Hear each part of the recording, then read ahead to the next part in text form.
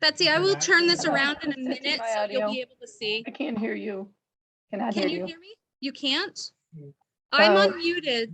Very faintly. Oh, wait a minute. I might be able to hear you now. Is that better? Okay. Forgot I turned them on already. Yes. So I am going to turn you around in a minute. It's going to be a little weird because the guys are going to present from this computer as well, but you should be Okay. able to hear everything that's going on. Okay. Okay? I'm thankful that I can not have to come in there. Absolutely. I've been coughing a lot. I'm like, the last thing they need is me coughing COVID all over them. Oh yeah, absolutely. I need a new, there we go. Planning board meeting 6/28. Kayla Kibling, Deb Backus, Eric Barr, Siggy, no. Barr. Mike McQuaid, I'm just writing down who's here. Thank you. John, Surly, Bill, MYERS. Can I get your name? First name Christine with a C. CHRISTINE. Last name Rosler, CLER. And next, CAROL. SH. Why? My wife. Beauty. Oh. Can I get your name? Tony. T-O-N-Y, and then Yonone, Y-O-N-N-O-N-E. Okay. Okay. And next. Joe, Hens, H-E-N-S. And I know you. Okay. And Betsy. TSY, Hodge. And let me connect this real quick to the TV. And I'm okay. So we'll go ahead and call the meeting to order. okay. We have a quorum. What time is So it? let's go ahead and look at the minutes from June 7. Did you look at them? No, did you look at them, John? I did. I'll entertain a motion for approval. Betsy, can you hear me? She's muted. Hang on. Yeah, basically I can hear, You can hear but me? yeah, make sure you speak up. Okay, I'll try to be loud. Questions about the minutes from June 7? So.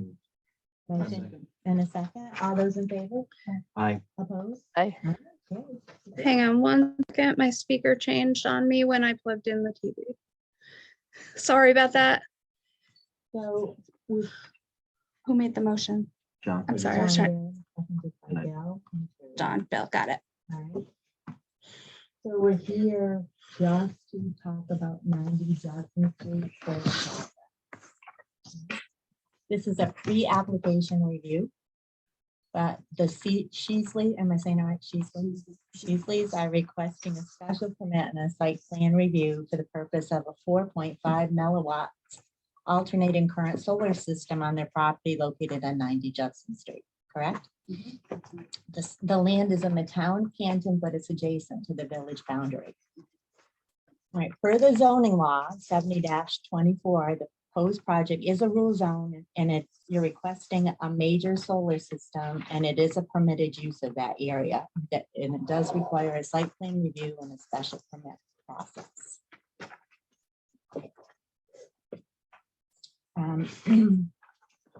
According to our zoning law 70-33 on alternate energy systems, it's on page 7031 in the code book. You don't really need to look at it. I'll just tell you what it says. It indicates that we need to look at the potential effect on the neighboring properties for noise, odor, aesthetic, health, or safety considerations of the system. The system is required to be structurally and aesthetically maintained, and we are the lead agency for the seeker for the solar projects in the town. It is a type 1 action according to the seeker. So that means it's a full review because it entails more than 25 acres. And it's a coordinated review with involved and interested agencies. The project was referred to St. Lawrence County Planning Board. Did y'all see that? It's quite a lengthy letter from them. Have you seen it, Tony and Jeff? Yes. Okay. And they denied it. And it was referred to them on April 19th because it was located within 500 feet of the village boundary, and it's located within 500 feet of a right-of-way of a state highway, and it's a farm operation in an agricultural district. So what I'm going to do is I'm going to let Tony and Joe do presentations, one thing at a time, and then we'll ask our questions. And when we're done, we'll look at the first part of the seeker. Okay. Does this go up to the screen? It will. I just need to turn on the TV. I had an opportunity to do that yet. Is there a USB on that side? No, there's not. That's not USB. It's right here. There it is. Thank I'm you. actually not even using that one, so if you need to. And Tony, are you an engineer as well? No, I'm not. What is your title listed? So I am the VP of Development and Engineering, but Okay. not an engineer. This is the Oh. second time in my career where I've been in charge of engineers, but not an engineer myself. That's okay. First time was in the Navy.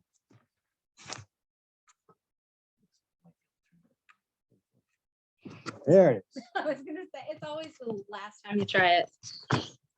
Yeah, just turn it around. Okay. Betsy will see you instead of everybody else. But that's Hi, all right. Betsy. Betsy, I left a message for you and did not even realize that you were on this board. I should have, before I called you. I was calling her about sheep. Oh, cool. Yeah. Yeah, do you want a chair? You can have this chair and I can move. Yes, I'm grazing. Yeah. Here, use this chair. Oh, no, this is great. Are This you is, sure? yes. If it doesn't bother anybody.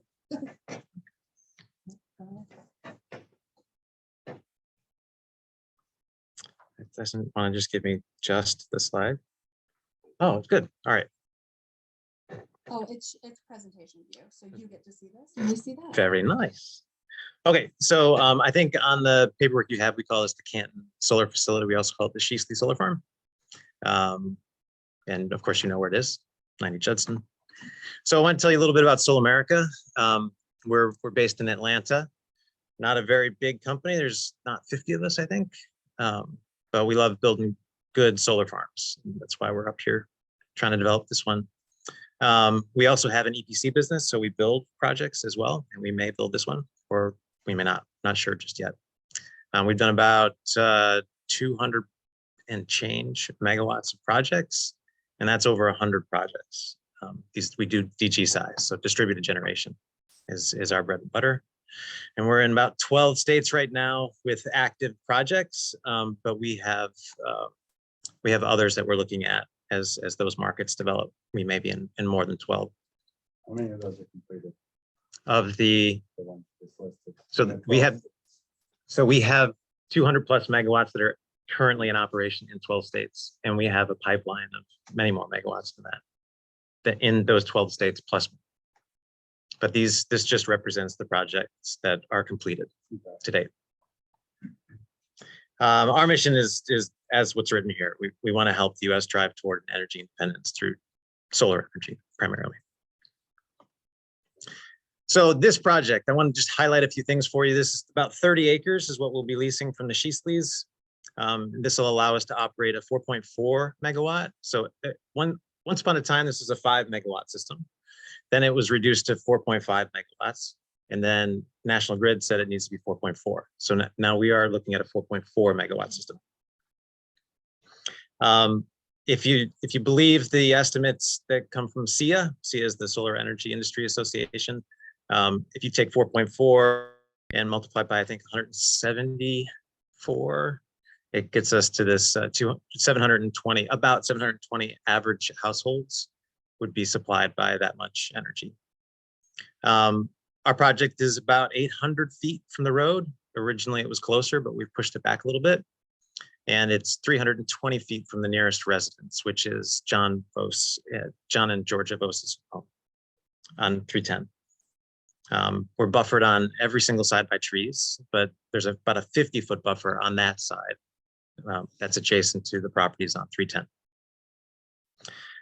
We're going to be applying this project into the VDER program, and this is community solar, where you can subscribe to projects. We are looking at commercial and industrial subscribers, but there is a possibility that this would be available for residential subscriptions as well.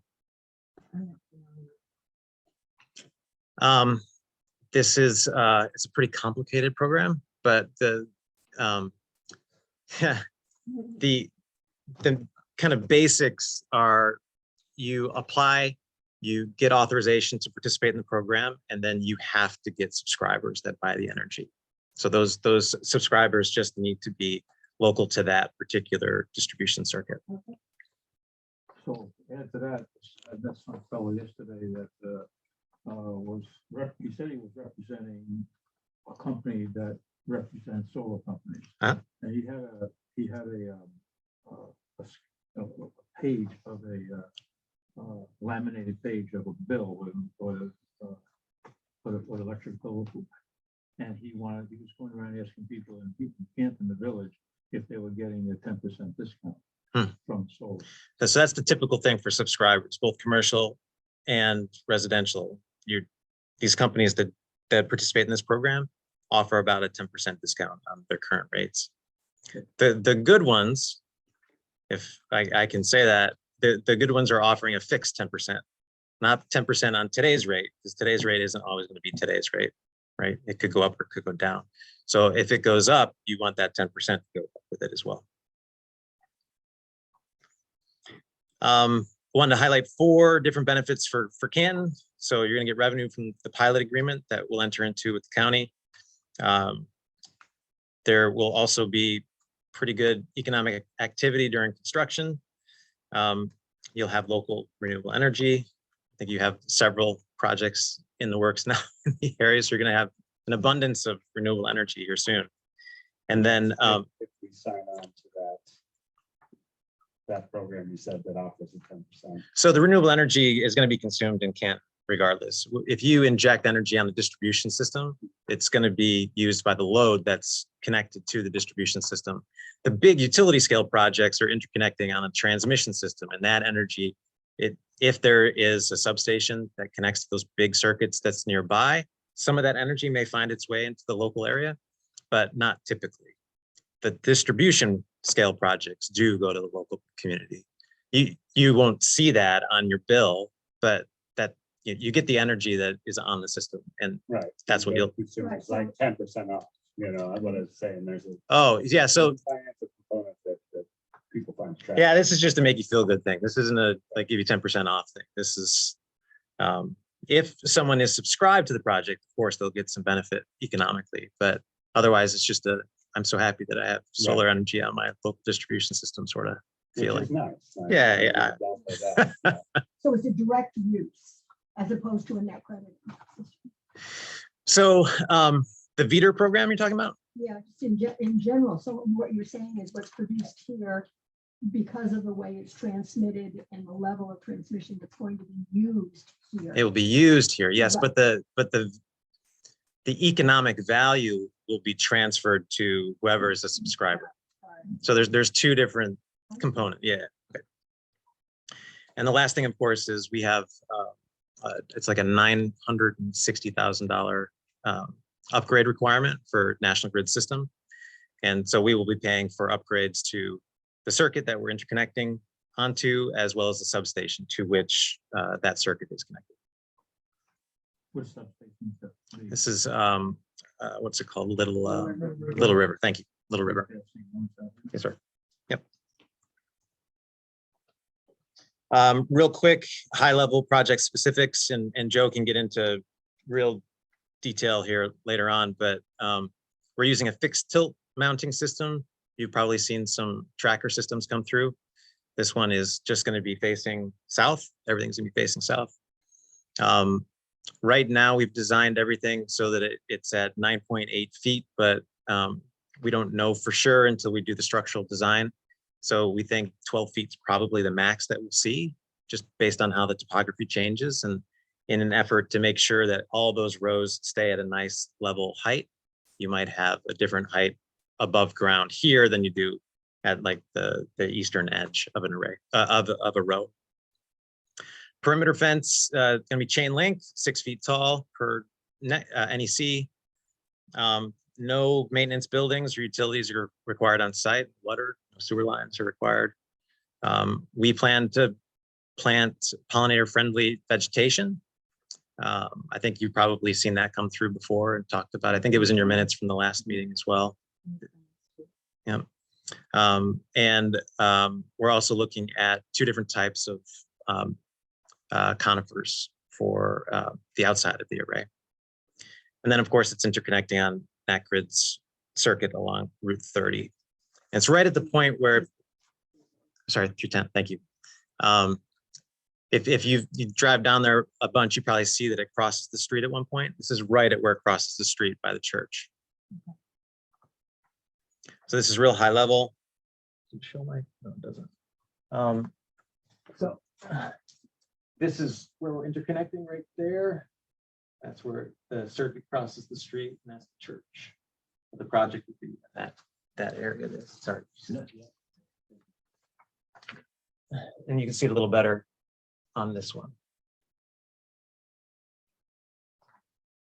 And originally we had this array another 100 feet closer to the property line there on the east. But after some conversations with John Vos, we were able to shift it. In shifting it over, we had to come south just a little bit in order to make sure we still had the same capacity in the design. And then this is black and white of that previous one. I'll zoom in. Here's the access road. So you see the access is in the town. And then we cross through. This is an existing field road, but it crosses Into the village. crosses through the village. So we've talked to the village. There's Tim Nolan is still deciding whether or not it needs to go to the ZBA. He is of half a mind to let it be because he doesn't have a clear understanding of what in his code ties it in. But again, to be determined. If it's not going to be allowed in village, then what we would do instead is we would just follow the boundary of the town of the village. And so we would just construct a new access road along that. That's an existing road. This right here is existing, and that's the one we would propose to use, and we would prefer to use because Sure. this field is still, if I can go back, Mhm. this field is in use right now. So if we put a new, yeah, so if we put a new road in there, But where are you putting the arrays? It's not used for hay production? Kind of. You are hanging it, right? Yeah. but this Good hay, but it's hay. using the existing access road gives us the ability to retain as much farmland as possible. Mhm. If we have to just go use through- the word new, and you're just gonna upgrade it. Correct. So the new road, if the village won't let us use the existing road, the new road would go along Just the the edge. yeah, the edge. The intent is to use the existing road, like I said, upgrade it. Right. Yeah. That's in question.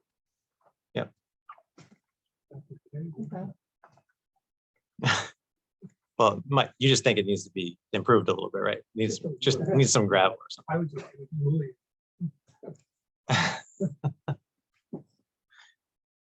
And this is where the point of interconnection would be. This is on the church property.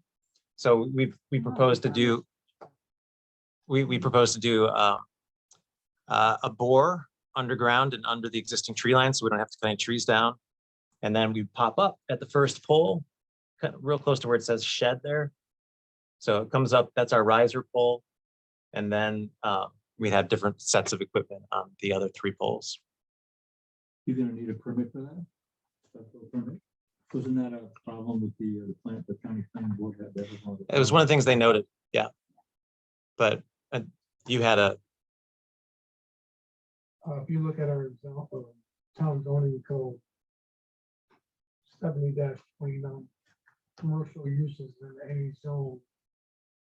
If it goes into a residential area, it would just need a special permit. And I looked through the records, I don't think it's ever happened before.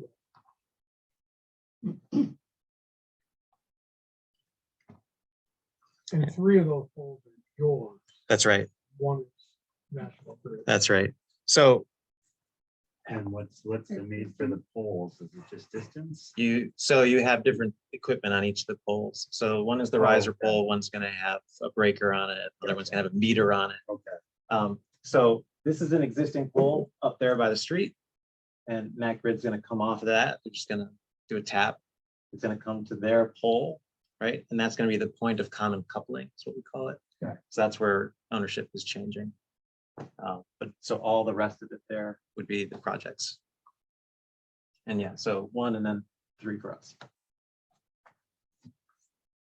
And then I have these next slides in a better format that I just realized I did not put on the thumb drive, but I think they're probably good enough anyway. This is the visual rendering of what the farm looks like. It's really hard to see because it's pretty far away when you're sitting on Farmer Street. And there are some trees in here that aren't represented because we wanted to show as conservative a representation of this on this rendering as possible. So we wanted you to be able to see what that farm looks like if there were no trees there. And so that's what you see, this slight kind of dark and green kind of alternating. So that's the vegetation that we propose on the outside of the fence, and you're seeing some of the array on the inside from there. Is that an initial height? Of the trees, yeah. So the trees would top at 8 feet. So the fence is going to be 6, and these arborvitae and creeping. Help me out, juniper. Thank you. I thought it was white pine and Norway spruce. So if you would like something different, just let us No, know. that's what you have planned. But I think the original did. Yeah. The original plan set called for those trees, but based on feedback from the county, they didn't want to see those trees. The thinking was the trunks are going to be very tall, So your trees are gonna be what, arborvitae? arborvitae and juniper. Or an alternative, if there's one preferred by the planning board. Ultimately, it's going to be 8-foot tall evergreen. So there's gonna be 4-foot of array sticking over top of the 8-foot trees. If it gets to 12 feet. And that's a big if. So Some What- arborvitae go a lot taller than 12 feet. right, we would be topping them at 8. So if they get a lot taller, they start shading the array. Right. I mean, we're 20 foot away from where the array is. So between where the fence is and where the array is 20 feet. And so these are outside of the fence. We like to have 2.5 times the height of whatever obstruction is on the other side of the fence away. So at 8 feet, we still have that distance. There's trees on site right now. There are, yeah, there are good trees on site. Going back here, Practically surrounded yeah. already. So you can see, like, this is about a 50-foot wide branch, section of trees all along the eastern edge.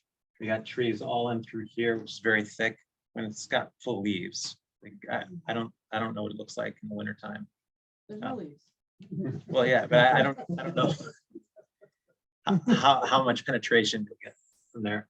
All of this is still got trees on that side.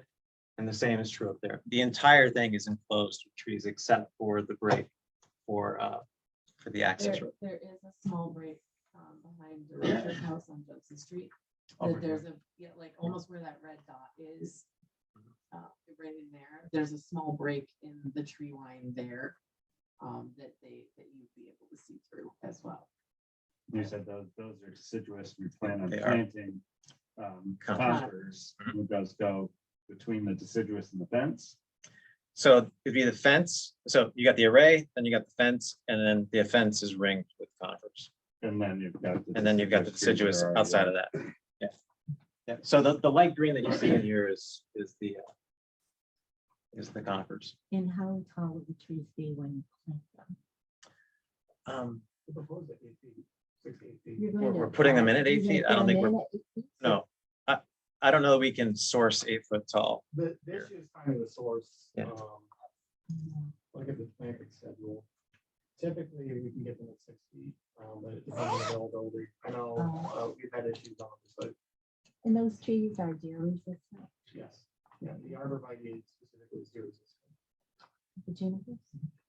Both are, yeah. Both are? We've used that same tree mix on a project that we're developing out west towards Rochester. You said you're gonna top those at 8 feet, but what about the deciduous trees? Are those far enough away to not shade the array? We have no plans to trim those at all. Or they are far enough away to not There will shade be the- shading, but we build that into our model. So we can create a three-dimensional model, put that into a production estimate tool. Mhm. And it sees what the sun does with all those trees. And it impacts the production on the system Right. for sure, but we're not going to go take down trees that are perfectly healthy and doing a good job minding their own business right now. Well, plus when the sun gets down lower in the skyline, doesn't it lose its availability to the collectors? Sure, yeah, the shadows are a lot longer in the winter months for sure. But again, that's all modeled in this tool. Right. So we have a good sense for how impactful it is. And we don't like it, but I also don't like cut trees down. So that's what we're gonna live with. So there's Farmer. This is Judson at the access road.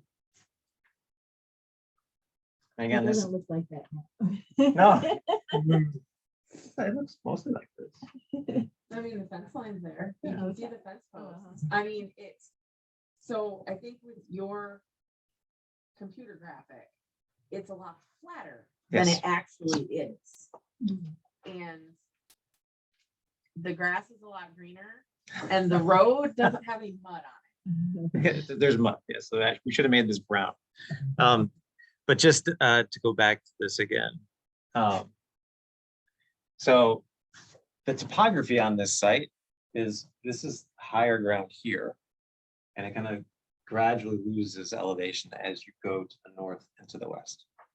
All right, so when you have this rendering, it's a very conservative rendering because it assumes everything is flat, when indeed it is not. It is actually coming down very gradually as you go into the site. So there are places that have a greater than 10% slope. There are no places that have greater than 10% slope. Okay, in your site plans, you have that. None that we are developing. We're not, In your site plans, you have I a don't, diagram, I think it's on page 5, 7. Anyway, it talks about the access road at a greater than 10% slope and how you're going to treat it differently. That's a typical detail. We can remove that. Yeah, take it out. 'cause the Yeah. paragraph- Yeah. it's- Yeah. I don't think there's any point on the site that's greater than 10%. Right. Certainly no spot that, yeah, and nothing that we're gonna be messing with. And then this is Route 10. Guys, why keep saying Route 10? Sorry about that. 310. Well, it was 30 last time. Oh, jeez. Used to be called Gypsy Street. Right, I'm getting closer. Yeah. I'll get it right next time. It's okay.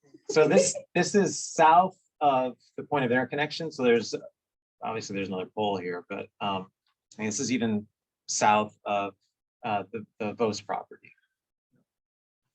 And then this is the point of interconnection with the poles and the church. So that's what that'll look like. We didn't put the equipment on there. There's going to be equipment on these 3 poles as well. Just like regular. Yeah, Transformer. the little transformers will be on this. The big transformers will be on the yeah. Yeah, but I'm asking about on the poles. It'll be the smaller Yeah, transformer. Yeah, and in fact, I don't even think we have a That's equipment. transformer on the pole. I think we just have a breaker on the pole.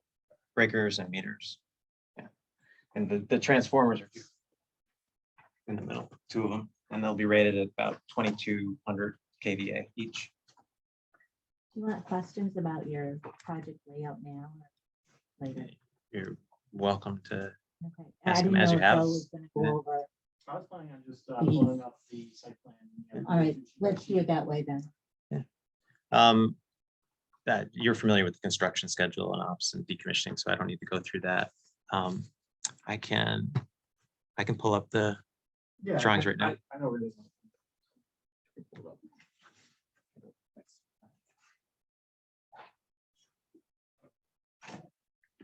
My name's Joe Hines. I'm with Ingalls and Associates. We're the engineer on the project, civil engineers.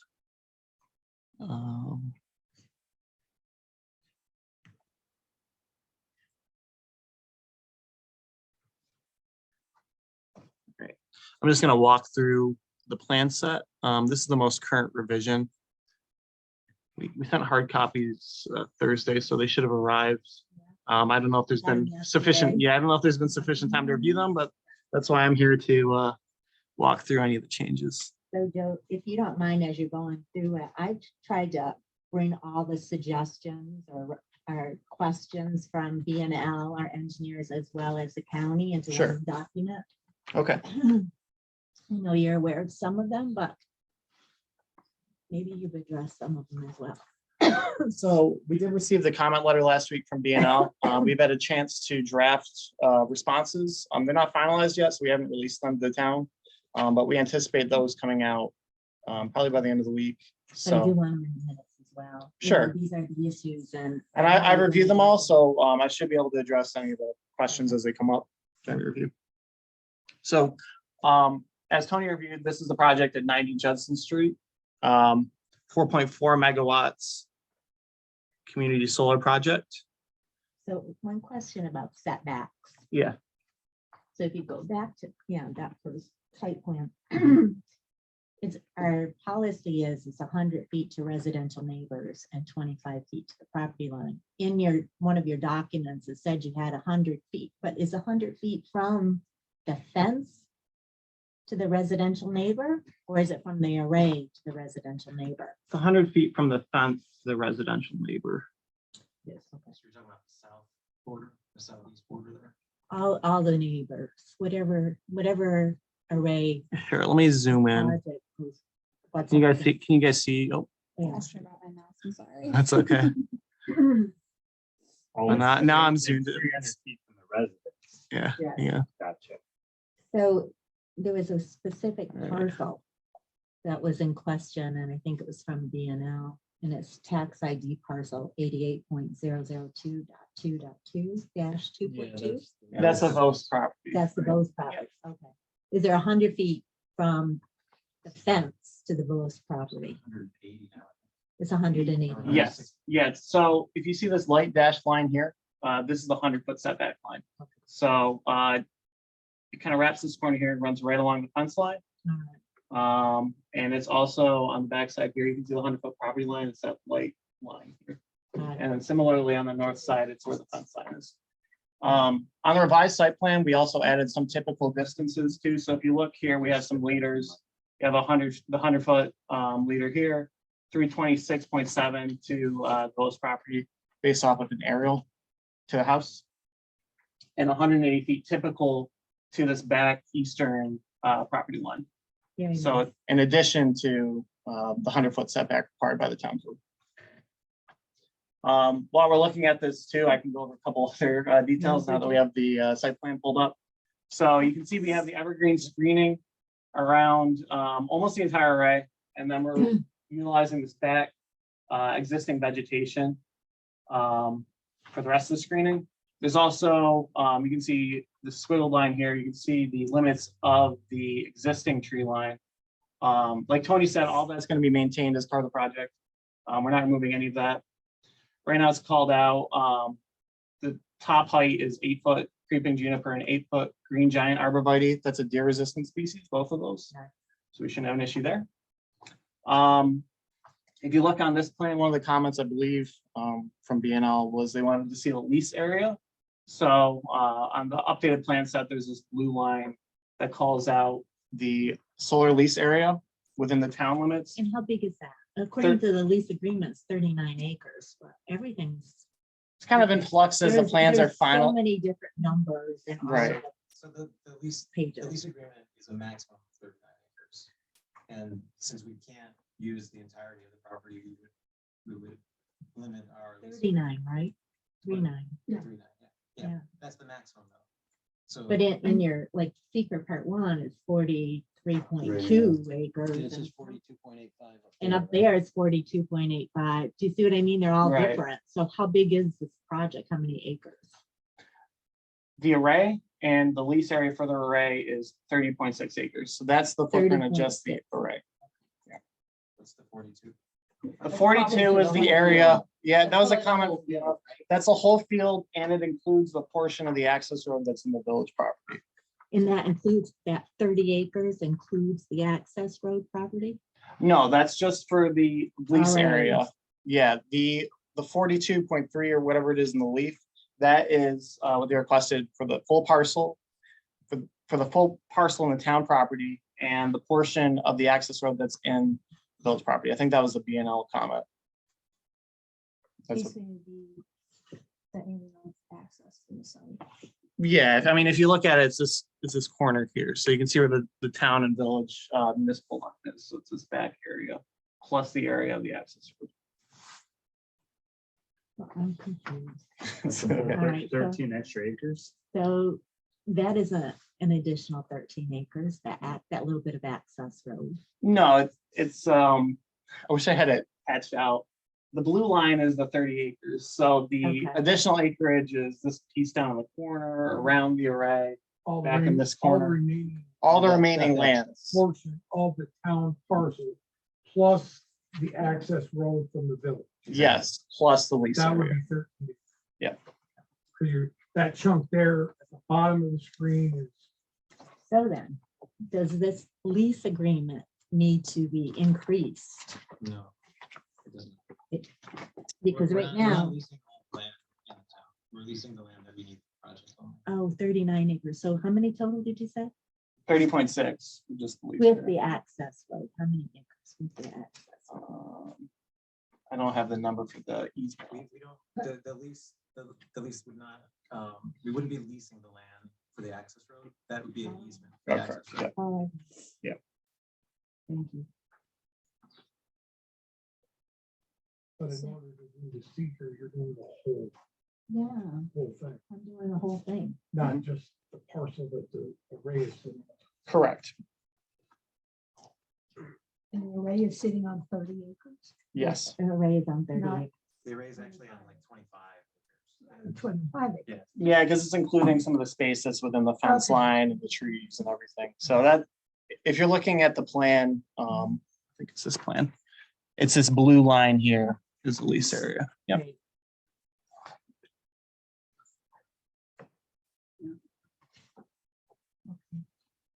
What does the lease say? How much? The lease says, hold on, I just have to find it.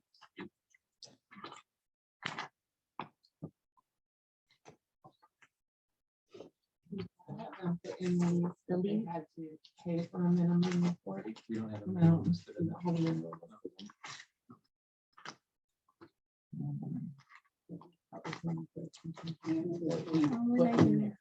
Oh, it is. County council. There it is. It's Schedule I. Says the premises will be located on up to 39 acres, but no less than 37 acres on landlord's property. So if it was-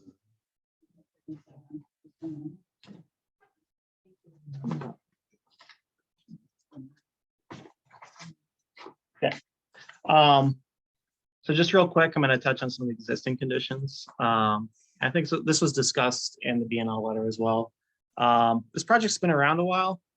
We went out and did a delineation back in the fall of 2020 and the field survey. So we did the field topography and we flagged some federal wetlands on the site. And you can kind of see it actually lines up pretty well with the existing topography. So as Tony said, the site generally falls back to the north, and you have a elevation towards the front of the array at around 410, and it falls back gradually. What's the interval on that? These are, I think these are twos. Yeah, these are 2-foot Twos? contours. Yep. And it falls back to around 3 4 in the back.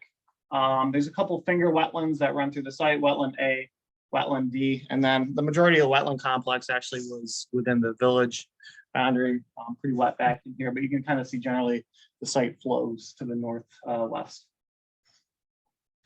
So who delineated the wetlands Our office did.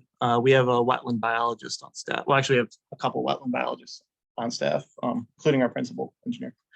But they're not state or federal. These are all federal wetlands. So I might even have the mapper. You can look online on the environmental resource mapper and it'll flag what the state wetlands are. Typically, those have a 100-foot boundary associated with them too. But all these are federal wetlands.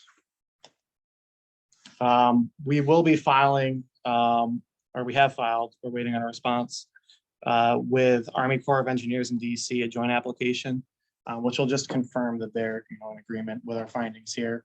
And we're requesting what's called a no permit letter. These panels themselves are installed on driven posts. So you can see some areas on the site plan where we cross into wetland A and wetland D. You're permitted by Army Corps of Engineers, since they have jurisdiction on these wetlands, to drive posts in the wetlands, and it's not considered disturbance.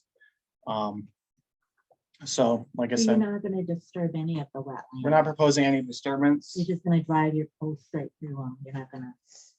Yeah, actually on the north corner here. It's a track plan. No, it's okay. Hopefully the Zoom audience isn't very confused right now as I'm jumping between sheets. You can see we call out a directional bore under the wetlands to avoid any impacts, and that's just for the utility connection. That also avoids any tree disturbance. So low impact is really the goal of this project, especially with any environmental concerns. While we're talking environmental, the Office of Parks, Recreation, and Historic Properties has what's called the CRIS system, which flags any archaeologically sensitive areas.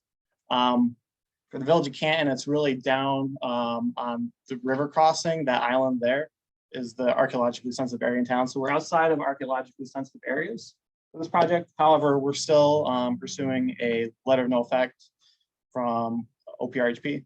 So we anticipate that shortly too. We'll provide that to the town once it's been received.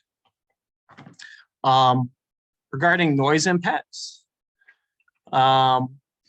I think we provided a typical noise study for these equipment pads in the center here with the transformers.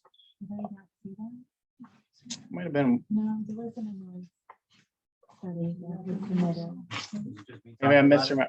maybe I'm misremembering. I know there was a comment and I always thought typical one. No, We- we would like one. We generally provide a typical one. I might not have provided it with the submission, but we're also going to provide a memo which will outline any potential noise impacts. With solar projects and the transformers, obviously the most noise from the transformers is going to be when the project's at full load, in the middle of the day. So when that's the case, generally they make about 55 decibels, like a low hum, which is equivalent to like a running refrigerator. Yeah, just real quick. So the transformers we're looking at right now are Maddox transformers. Those things are rated at 62 decibels for the 2200 kVA variety. And that's 62 decibels at 2 meters, right? If you combine those together, it's a lot of math, but you combine them together, it's 65 decibels given their proximity to each other. Sound dissipates at 6 decibels per doubling of distance.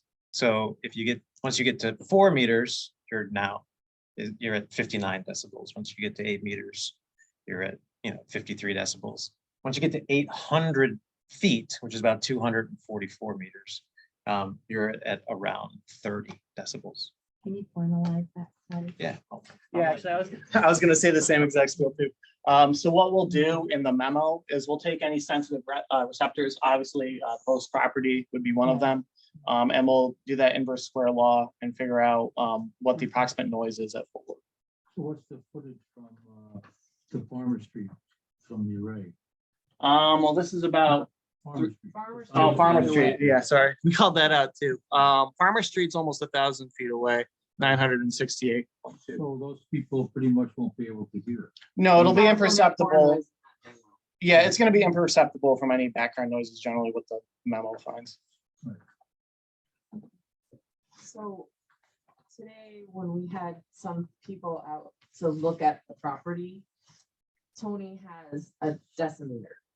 And I don't know, other than vehicle and traffic law, you can't have anything coming from a car louder than 90. So I know that if I'm sitting in my troop car and your music's too loud and I can hear it in my troop car, I can give you a ticket. I know that. That's enough. But I don't know the level of noise. Ambient air standing in the field today was 40. And that's with nothing. That's with us standing there with 6 people breathing. Was at 40. I don't So that was- anticipate that it was being an no noise. issue, but we do. No, need but that it's good to have it formalized, documented. right? Correct. We need Right. that. And I believe, so you relocated the We pushed them further further. further to the west. Yeah, where they are now is ideal, right? Because you also have the vegetated buffer, which we won't even take into account with the memo, but that also provides additional Before you break. leave that, are you removing any trees? No, so that was one of the comments. At one point, we were proposing removing this section. If I zoom in here. What section? Yeah, I'll zoom in. If you can see the swiggle line, this is the existing tree line. We were taking out a small section, it was about 1/10 of an acre. I think there was a conflict with one of the old solar layouts, which is why that was left in residually. Now there's no conflict and we're taking credit for the screening too, so we want to leave that section in. Thank you. So that's been updated on the leaf as well.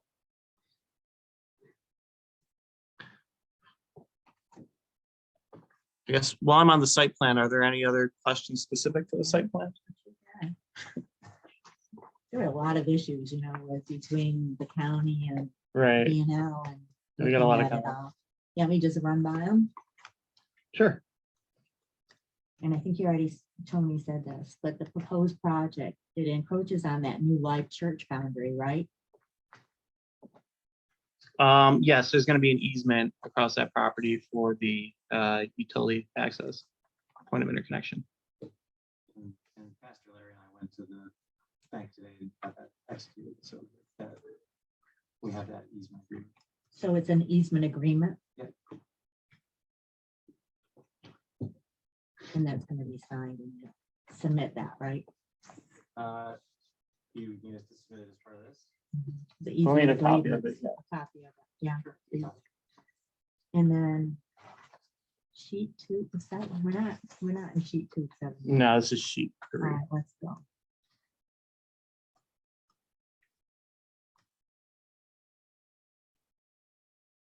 Existing conditions. You want to review it and then I'll ask the questions because you might answer There's them, not too Joe, much more to before. go over. I guess. One thing we discussed was using this existing access road. Obviously, that's preferred because you need to install a new culvert with this existing drainage swell. So we want to utilize existing culvert. Other than that, it's pretty much like we discussed, there's a hedgerow around the array, existing hedgerow, that's all being maintained. So I think, Tony, you mentioned this, that access road crosses into a portion of the adjacent property to the west of the parcels owned by the Sheasley, but located in the village of Canton. Yes, this piece The here. municipal boundaries, is access to that parcel included in a separate easement or a lease? So the land agreement that we have covers both of their parcels. There's the village piece and the town piece. So it would be under the same document. The So same it's a- instrument. Is it It would be an easement. an easement?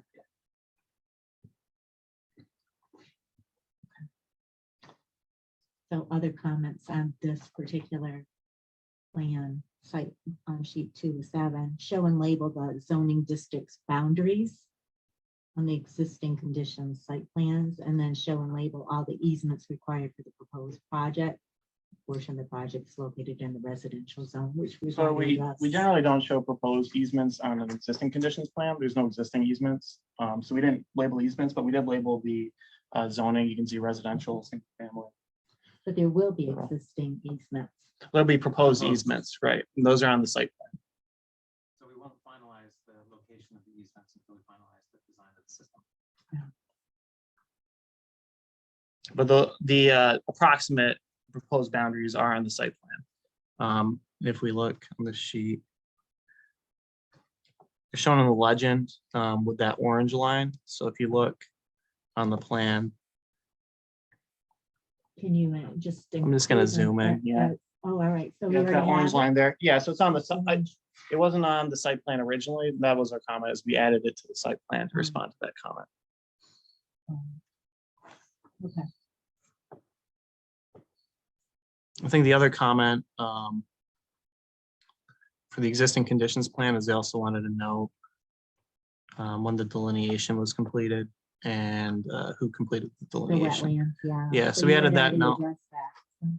Yep, so that's on there Right. now too.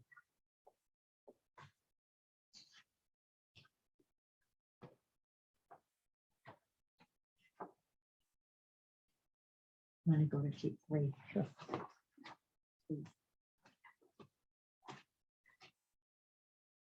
And you said there's no tree clearing at all, right? No, all the tree clumps been removed.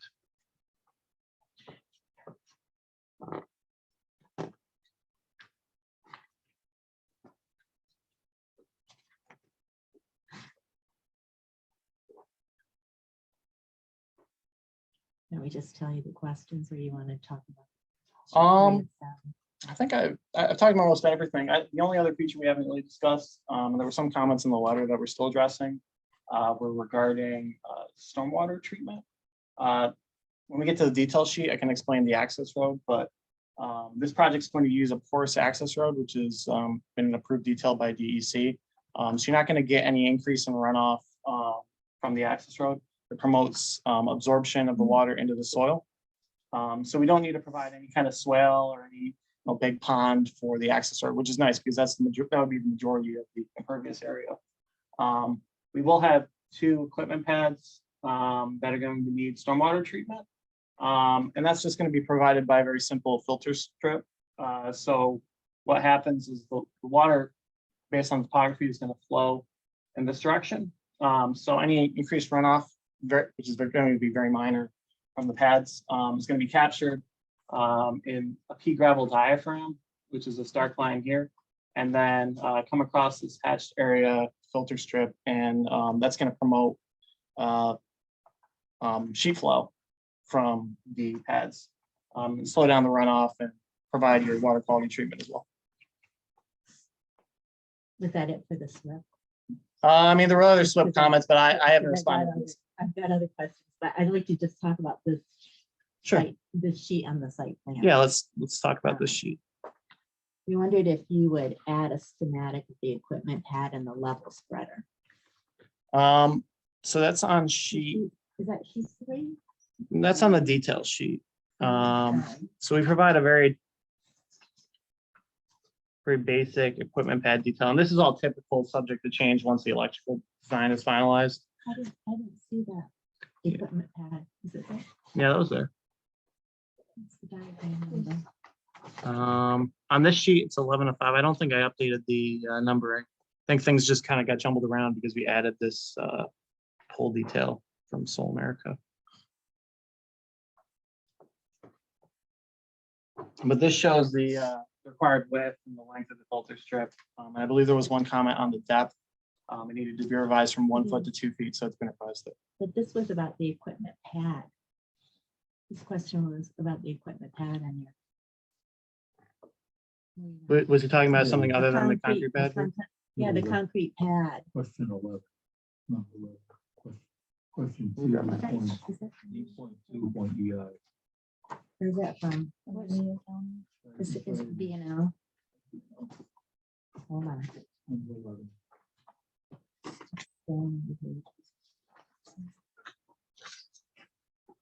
Um, Says, I can just read the comment. According to the site plans, the proposed concrete pads are approximately 600 square feet each. Proposed inverter pads are approximately 100 square feet. was that from that? Please provide this total impervious acreage. It was-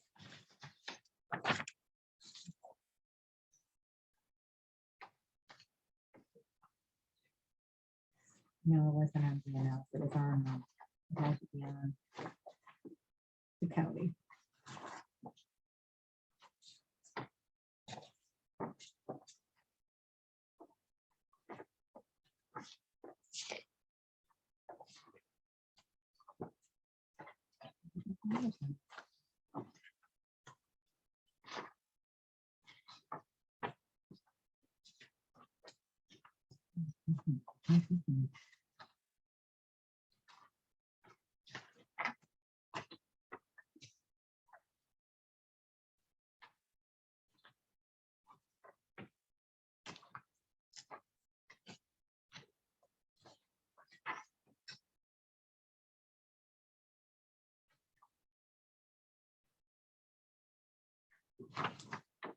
Okay, so I don't know. We'll comb through the comments one last time and make sure any equipment pad Let's questions look have up been some addressed. Yeah. later on, okay? Yeah. So I did write it down, so it has to be in one of these documents. All right, so is there a schematic there, the voltage sign? Not in the detail sheet, but that's typically where it would go. It's just gonna be a standard caution sign for And voltage. how big will it be? You know, dimensions off the top of your head. Probably like 2 feet, by a couple feet by a couple feet maximum. It's in the, so we would just follow the guidelines. Okay, because I think for us, it needs to be no more than. It's a foot by a foot. It's a pretty small sign. We have an electrical disconnect sign that's 20 inches by 14 inches. And then there's a sign that identifies the site that's 2 feet by 2 feet. That would go at the entrance. Voltage must be placed at the base of pad mounted transformers and substation not to exceed 4 square feet. And it's written on the nameplate. So that equipment is well. I saw one sign up there, the dimensions of one sign, but I didn't see the rest.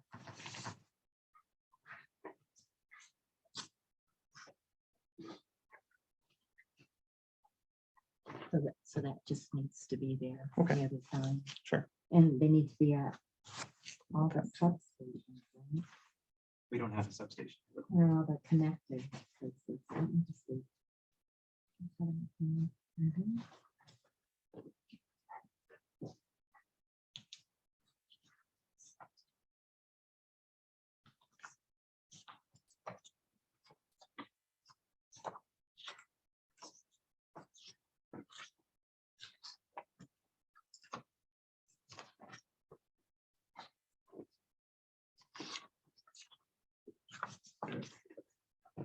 Can't find the ones I found. Is it in that one?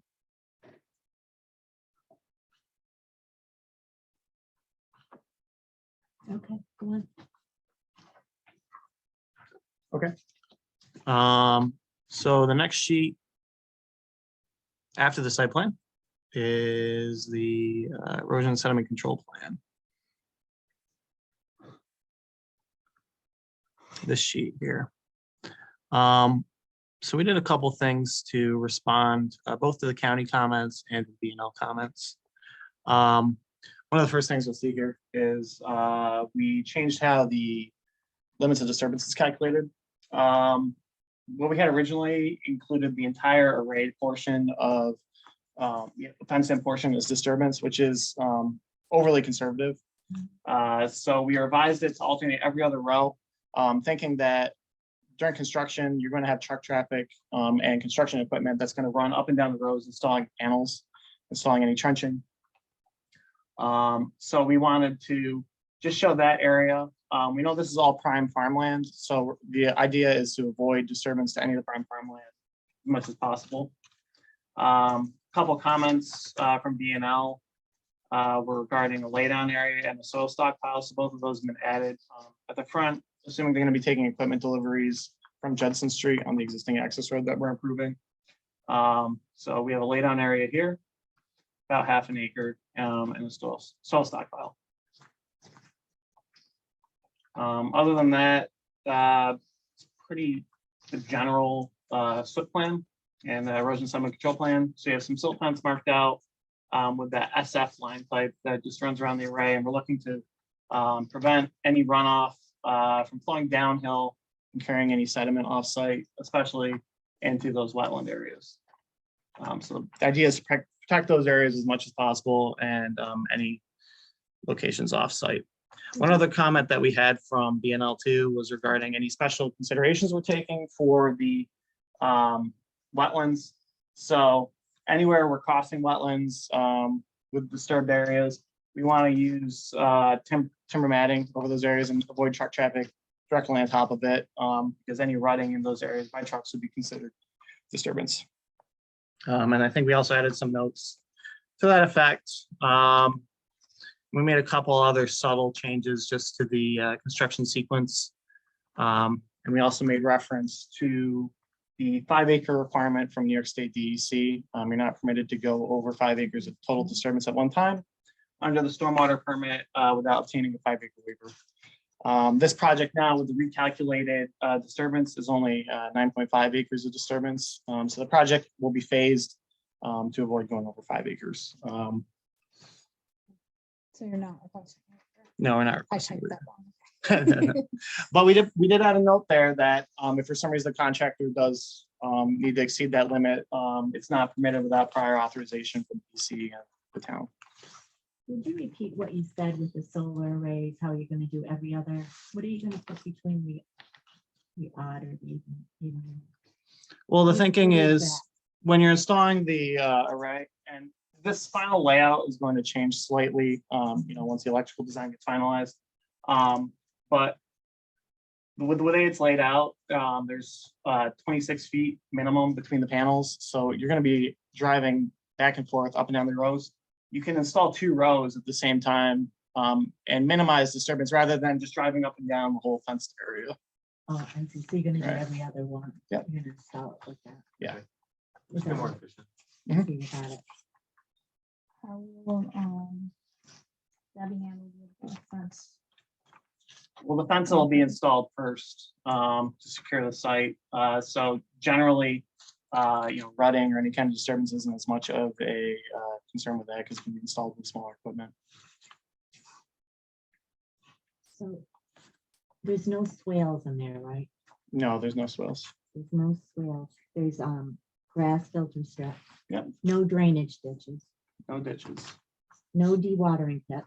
There is a concrete washout. And in the seeker, you said you're going to direct the stormwater to on-site wetlands, then transport it to off-site waters. Mhm. Is that still the plan? Yep. How are you gonna do that? Well, we're not altering the site topography, so that's how the water is going to flow anyways. But we're preventing any kind of transportation of sediment offsite with the silt fence. So the thinking is that's where the clean water is going to go, not anything laden with sediment from the site. And that comment's really more towards post. I don't understand, I'm sorry. It's okay. That's more towards post-construction. So that what that comment is referring to is once the site's completed, it's all stabilized. You've got your grass back in place. You got your pollinator mix, which we're proposing. Let's say you get a storm event. Where's the water going to go? If you had a pond here, a pond would have an outlet control structure with a pipe. Yeah. And it would have, weir in case it was a heavy rain event and it was going to overflow. Mhm. You'd have the same comment though. Where is that water going to go? Either from the outlet pipe or from the weir? It's going to probably go to on-site wetlands. You're not changing the grade all that much, and then it's going to flow off-site. So it's just gonna be a natural flow is what you're saying. Correct. You're not They're not gonna Yeah, gonna ditch so- it, you're not gonna transport it anywhere. Yeah, so in this case, transport itself. the It only, transports the only, the only impervious area that we're considering that may have a small impact on runoff are these impervious equipment pads in the center. So in that case, the water is going to flow to our proposed treatment, which is the filter strip. And then it's going to flow towards the wetlands, follow the existing topography. And also. But as part of the stormwater permit, if you have a chance to review the SWIP, we have to prepare pre-construction and post-construction runoff calculations. And the intent of that is to demonstrate that we're not increasing runoff from the pre-existing to the post-condition. And that's something that you've had to do for the stormwater permit. So there's no increase. Yep.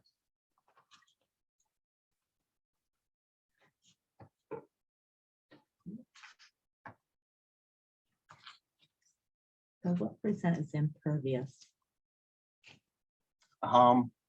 We have probably 1,200 square feet of impervious area versus the total parcel area plus the access road, which is like 42 and change. So it's negligible. Was about 1,200 square feet total. Yes. That includes the access road. That doesn't include the access road because the access road is porous. Yeah, it's not impervious, so it's discounted. So at that concrete pad, Mhm. did you include an underlayment in the schematic for your concrete pad? There's To going, include like crushed stone on top of monofilament? yeah, so geotextile fabric? they'll, Was that there in the site plan? that was in the site plan. Yeah, it's on the detail. It is on the detail? yeah. Okay. And again, that's all typical. You know, there'll be a final structural design once they, assuming this project is approved, that they pull building permits. That'll all be finalized. Okay. You've clarified a lot of stuff already, haven't you? Yeah. Nice. So yeah, are there any other questions on here before I move on? All right. That's on sheet 5, right? Yeah. That's okay. I think I'm on the right sheet. Yeah, this is a detail sheet. So we discussed this earlier, and this is a little confusing, the 10% for greater slopes. I would take that right out. I might leave, well, I think we're gonna leave this detail on here. This actually gives you a good idea of like what the composition of the access road is. It's gonna be at least 8 inches minimum of clean 1 to 4 inch crushed stone. Don't you have it in the schematic before that? It's in the schematic and before that, but what this plan shows is what's called a GeoWeb system. I don't know if you've seen that be installed. Is that the same as this monofilament woven geotextile fabric? No, that's a separate thing. So that there's they basically 2 equivalent? elements to the access road. Every portion of the access road is going to have that geotextile fabric under it. And what that does is it prevents, if there's fines or clay materials in the subbase underneath the road, it's going to prevent that from pumping into your clean stone material, clogging it up. And essentially, once it gets driven on, it's going to make an impervious surface. So that's why you have the fabric and then you have the stone. This detail also shows if you have especially placid soils or clay spongy soils, for additional stability, we could add what's called GeoWeb. And that'll be up to the contractor if they think they need it, but that's like an egg crate material. And it actually makes a pocket that holds the stone in place. So it prevents it from pushing out. So, and it makes a better service. It's a little more expensive. So we don't use it on every project, but if the project calls for it, it's good to have it on the details so the contractor knows it can be used. One other thing we updated on this plan too, I think I talked about it earlier, we increased the depth for the B&L letter to 2 feet on For the pea gravel? with pea gravel. We do have a typical equipment pad and grounding detail for the equipment pads. And we added a typical riser pole detail. This doesn't show all the equipment. There's going to be some specialized poles for the interconnection. But this just gives you some of the typical information for the point of interconnection.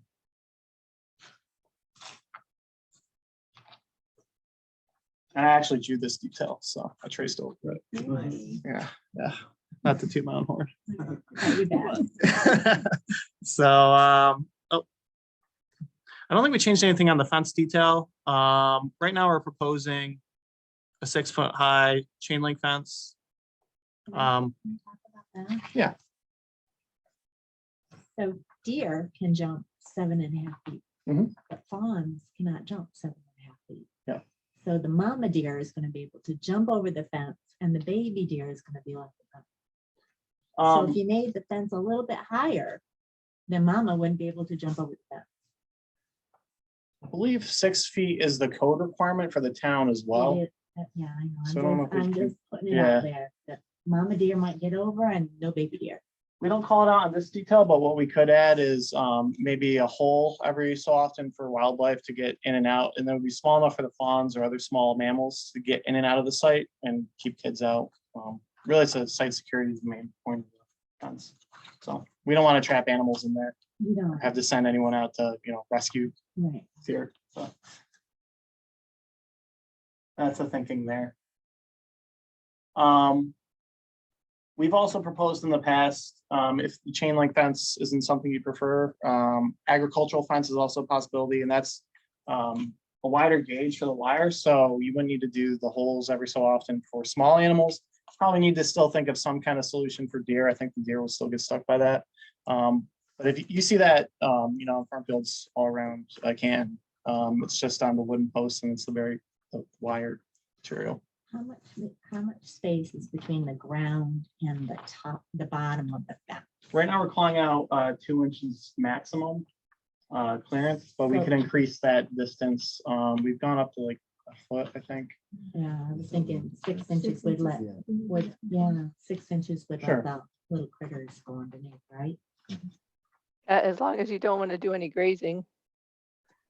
Oh, that's a good point. Good point. Yeah. What do you suggest, Betsy? To the ground is best for grazing. You don't want coyotes running in and out of there. So what do you do about the woodchucks and the squirrels and the chipmunks? I There's think plenty it of room for them to live in there. They'll find out. So maybe we shouldn't. I don't know. Just, something to think about. something. Well, yeah, the dogs tend to- You're gonna have grazing? You're gonna have sheep? Well, I wanted to talk to Betsy about it, see if Okay. it was something that could be done up here. Well, I think if Or- you're gonna do that, then you shouldn't have it so close to the ground. You know, the fence to be that close to the ground, but if you're not, then maybe you should have the 6 inches. Right. We can talk about grazing. We can talk about that. I can always leave a note on the plans. Yeah. Yeah, put it on as a note on your plans. Yeah. Okay, before you go off Sure. on that, Joe. Mhm. Details 2 and 4 to reflect the town code, roadways within the site shall have a maximum width of 16 Well, would you feet. know? Now it says 16 feet maximum, Perfect, so good job. it's been And updated did you already. replace all references to gravel with crushed stones? Crushed stone of uniform quality. Look at you. Yeah. Okay, Yeah. and then, Plans you'll- should all be updated. So the plans have all been updated to meet the BNL comments. then, note number 2 on sheet, no, we don't have sheet 501, do we? That's something else. I think that's a different, yeah, we didn't number ours that way. Indicate the subgrade for the limited use access road shall be roughened where sheared and sealed by heavy equipment prior to the installation of GeoWeb material. Did you do that Prior to already? installation of GeoWeb, the subgrade shall be roughened where Look at sheared you. and sealed by heavy equipment. All right, You know, and then look at that. detail 9, oh, you already You did must that. have worked this 13, yeah, you're done, we're done with that, Okay. with, sheet 5. So Good the job. next sheet is. So let me see. Oh, there we go. I Then you should get just do into that. the SWAP, right? Yeah, the SWIP still needs to be updated, so I can't take credit for that one yet. There were some minor revisions to this. We showed the limits of disturbance previously, I believe, on the sheet. But this calls out the soil types on the site, salt prime soils. That was one of the concerns from the county.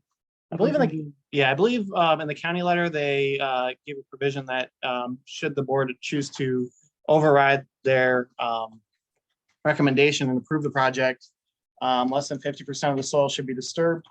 So based on this, we're only disturbing 22.1% of the soil. We did the Woo-hoo. recalculation, so. Oh, go ahead.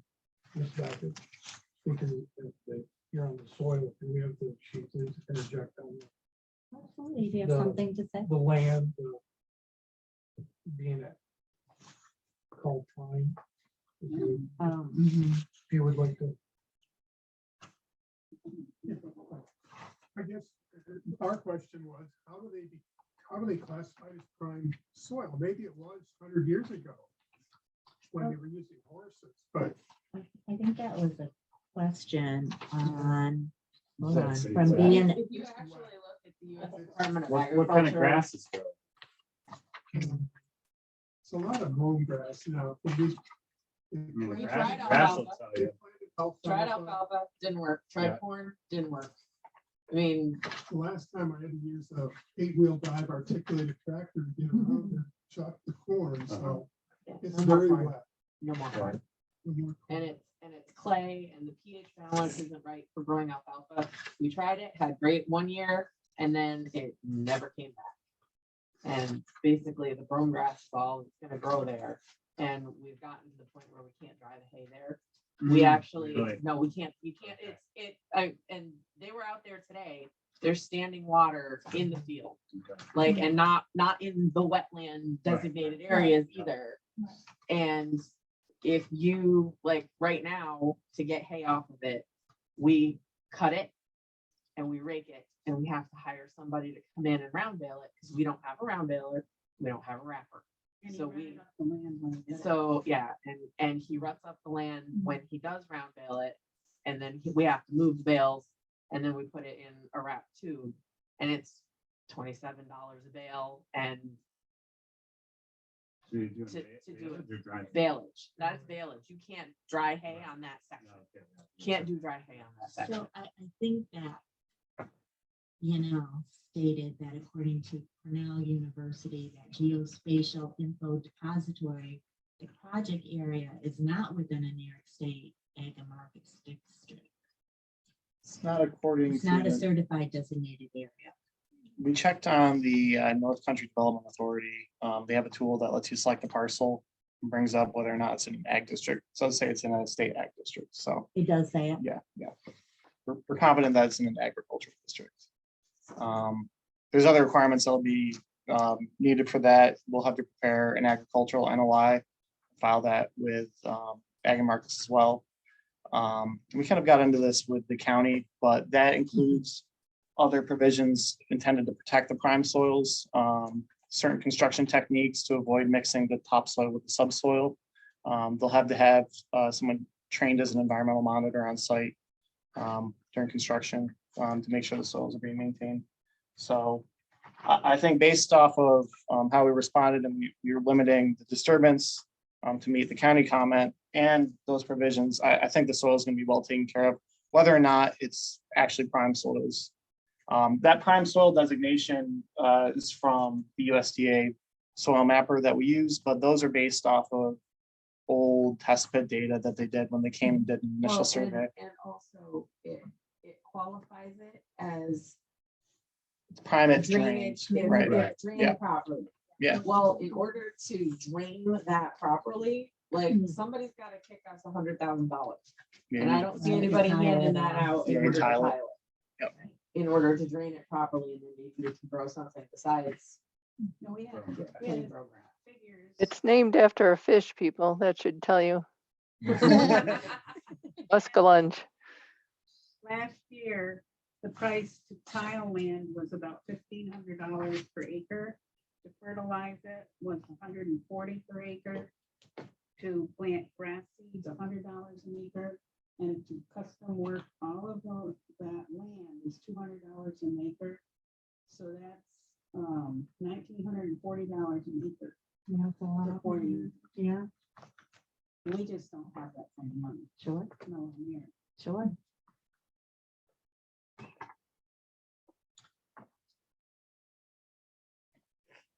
Still got a ways to go yet.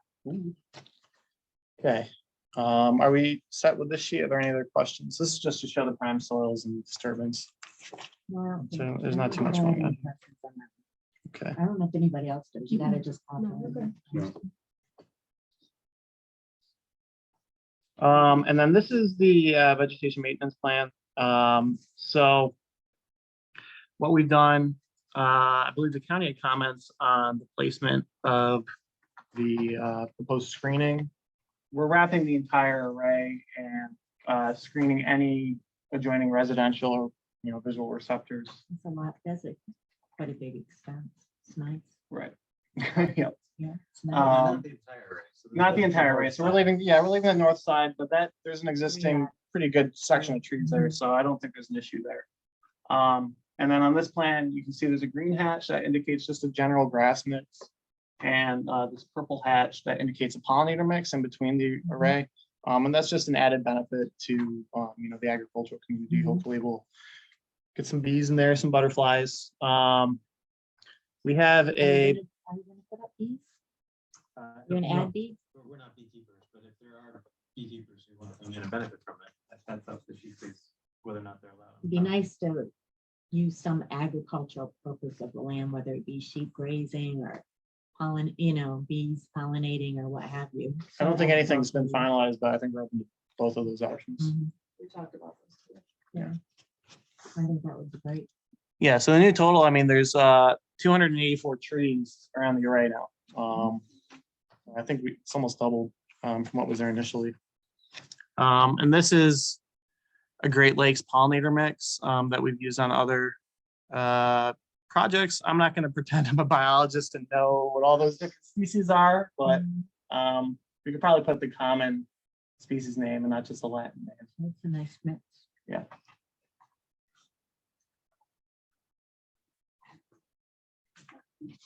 Yep, and that's the vegetation management plan. Was that the last? That's the last sheet of the plan set. Just in general, some of the questions that I noticed. And Yeah. and I see that this set of documents is signed and sealed, right? Yes. And they asked that you provide the limits of the leased areas on the site plan. That's that blue line we looked at earlier. did it? So that's on there, yeah. I think I have the site plan comments as well. And a DCL should propose overhead utility pools and point of interconnection. That was the one we looked at Oh, on the that's when detail you sheet. do, Yep, or that's traced or whatever. traced. Mm. Yeah. A note, no exporting of soil will occur off-site. Did you just add a note saying that you're gonna stockpile it on? Yes. Yes, you did. Yeah, that's on the erosion sediment control sheet. Um, You can find it probably.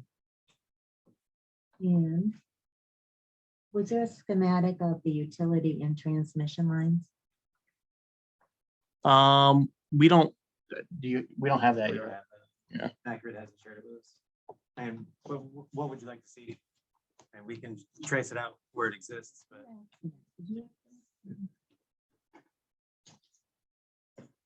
I think it was the interconnection piece of it. Didn't you have the interconnection there? Some are above ground and some are underground, right?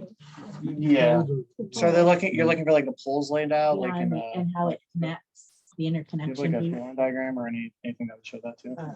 Was that diagram you traced yourself? This is just a typical, yeah, we have a typical pole detail. well, go to the, go to like, was it page 2? Um, Show the, sheet 3 for the site plan. sorry, That's okay.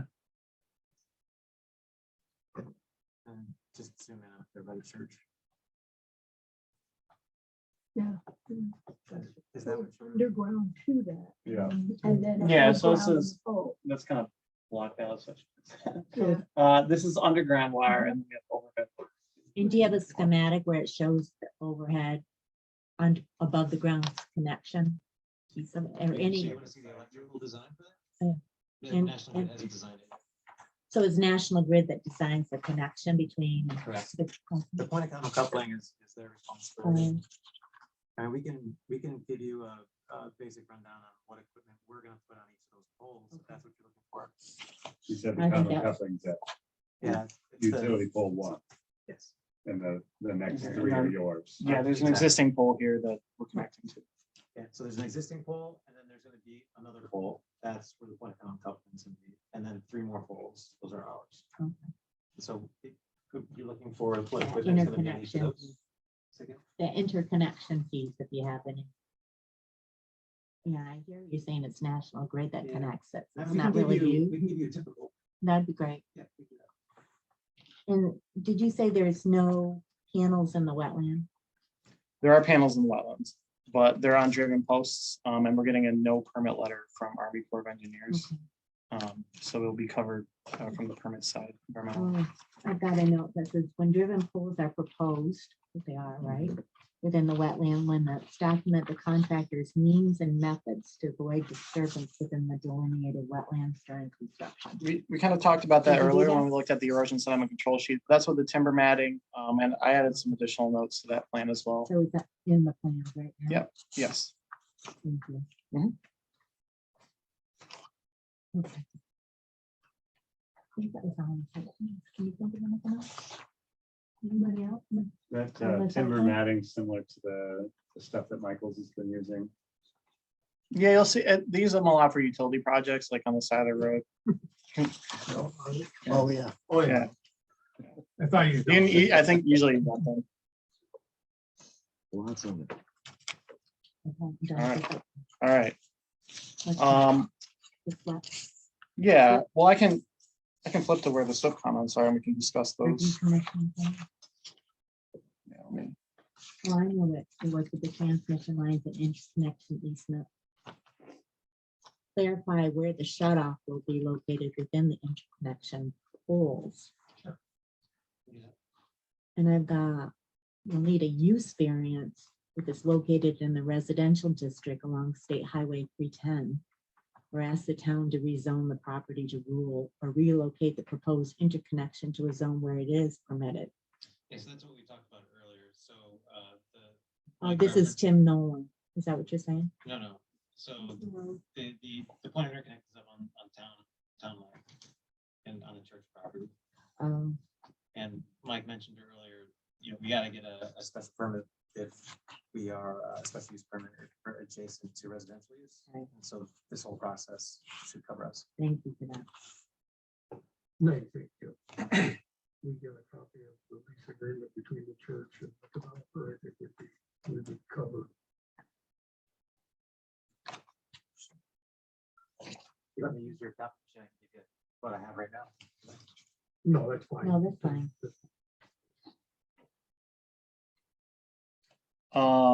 Yeah, so I mean, the SWIP comments were mostly minor tweaks. I didn't really see anything that's gonna bust our proposed treatment. So the first comment, there was an issue with the numbering on the appendices. That needs to be corrected. That'll be corrected in the updated Are you SWIP. talking about the slip? I don't think there are any comments from the county, so these are all being. I really found that, and I'm not an engineer. no, This is all kind of new to me, but I found that report was confusing. Yeah, I thought it was very confusing. So I can tell you what people, said. I have their comments right. You do, so appendices, reference numbering and revise the Yeah. document accordingly. It hasn't been done yet, right? All this, yeah, it'll be provided when we send in the updated package. And supporting documents in appendix G to include Yep. correspondence with New York State DEC in regard to the proposed. Yeah, action so plan. that appendix is probably in there now as like a placeholder since some of those sign offs are still pending. But once those are updated, they'll be part of the final SWIP. You said the New York State Office of Parks, Recreation and Historic Preservation that. Yeah, that so is we'll pending, include, right? yeah, so we, our environmental staff is submitted for that, and we've also submitted for a no permit letter from Army Corps of Engineers. So both of those would be included under supporting documentation.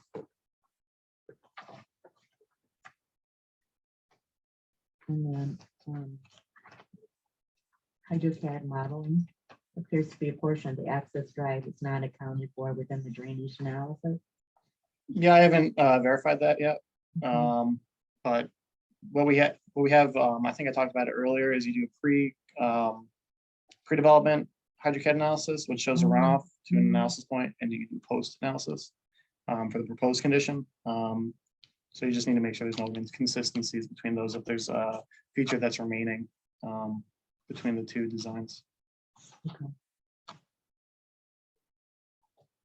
And then drainage area FC-200 appears to have the same coverage type portions. However, tree clear, oh, no tree. No tree clearing, clearing, yep, so that doesn't need to be revised.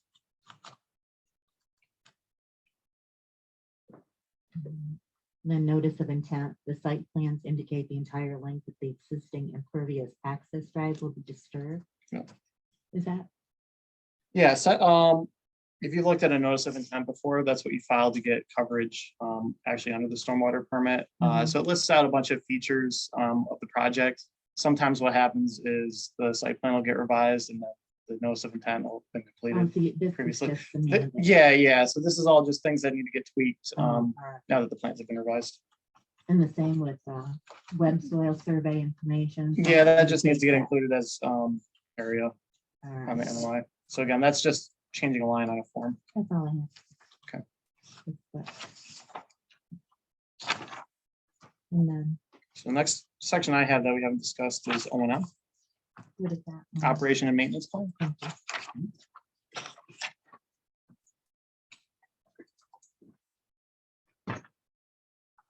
The first comment there from BNL is regarding megawatts. It was 5, and it was 4.5, now it's 4.4, so we'll be consistent with that. I think that's comment 43 in the letter. Yeah. I think at one point we had site access to from State Highway 310, so that's been revised already to Judson Street. That's comment 44. Comment 45 is regarding O&M practices for the stormwater features. This project is a very simple stormwater feature, just the grass filter strips. So we're including the DEC manual on that. This is just from the Blue Book. But generally with that, you don't want to compact that area since the thinking is going to absorb some of the water. So very simple maintenance for that. And then 46 is just a copy of the maintenance agreement should be provided to the board as a condition of final approval.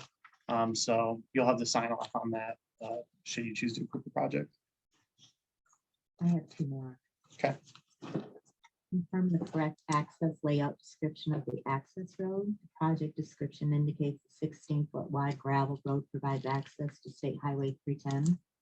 However, the site plan shows a 16-foot wide forest access drive from Judson Street. Yeah, I think at one point we were proposing a new access road actually along the point of interconnection from Judson Street. So it would have been a dual use easement, would have had the point of interconnection and the electrical equipment, and it would have had an access road. Now we're just using the existing. And you've road. already done these in site plan. correct? Yes, yep.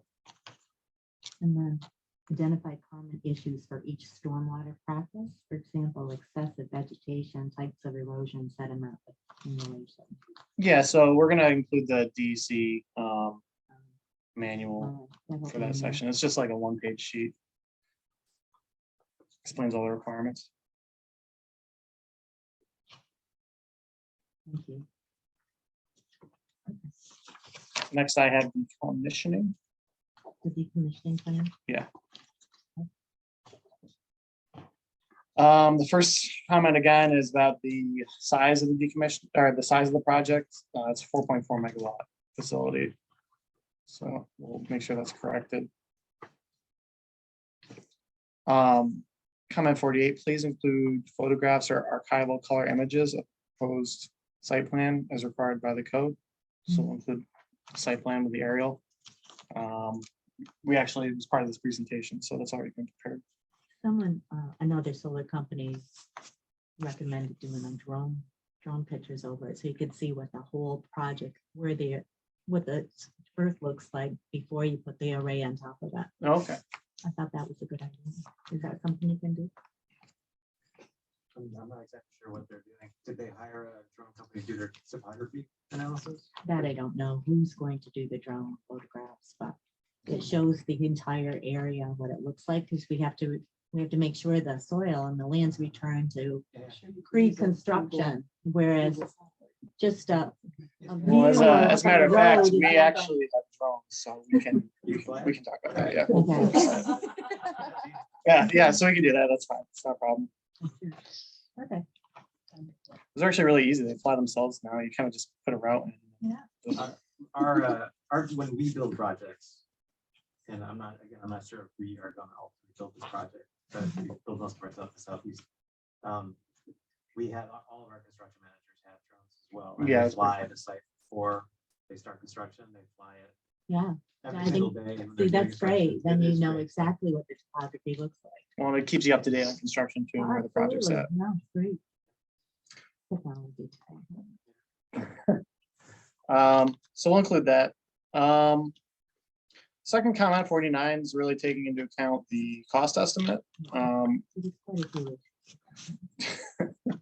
Yeah, so I think we'll probably ultimately work with BNL to finalize this.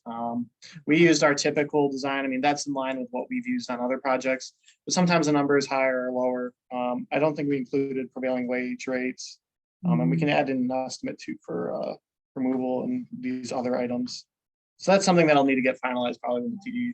I mean, bottom line, we stress project specific decommissioning plan. A lot of developers tries to just use, my sort of guidance.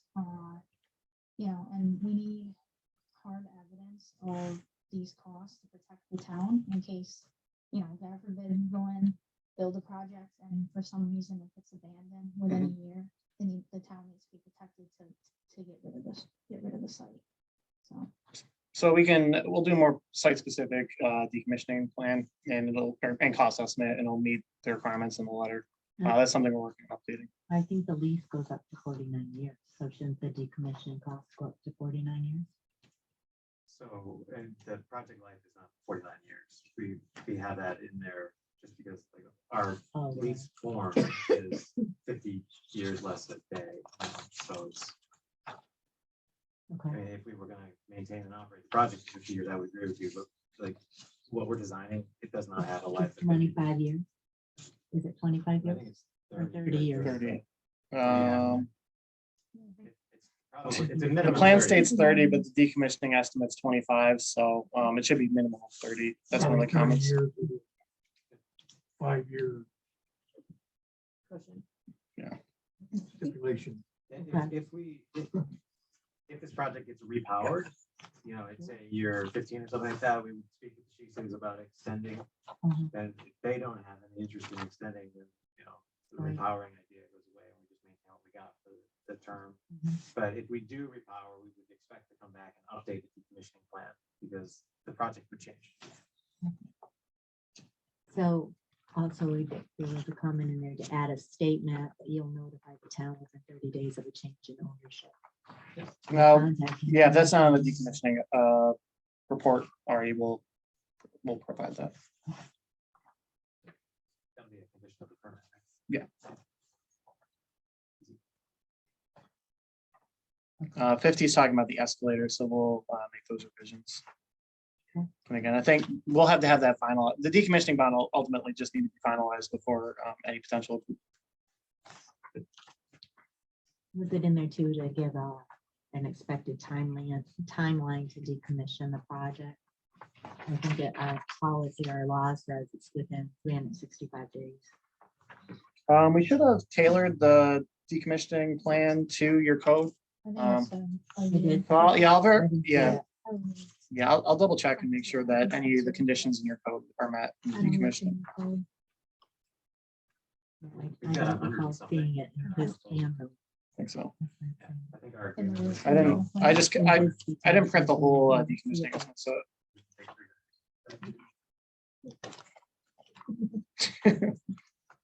Yeah, we also don't include salvage value. I know probably some companies include that, but you have no idea what like these materials are gonna be worth in the future, so. There's some intrinsic value probably in the raw materials, but who knows? However, if you change your mind on that, you want us to include salvage value, we'll give you an estimate. So, Project it, right? Yeah. 2% increase. That's right. Yeah. All right, so those are all the comments I had on decommissioning. Unless you have something else. I had a couple more. One, state that disposal of hazardous waste will be in accordance with local, state, and federal waste disposal regulations. We can make that statement. And state, how will the road be returned to a pre-construction state?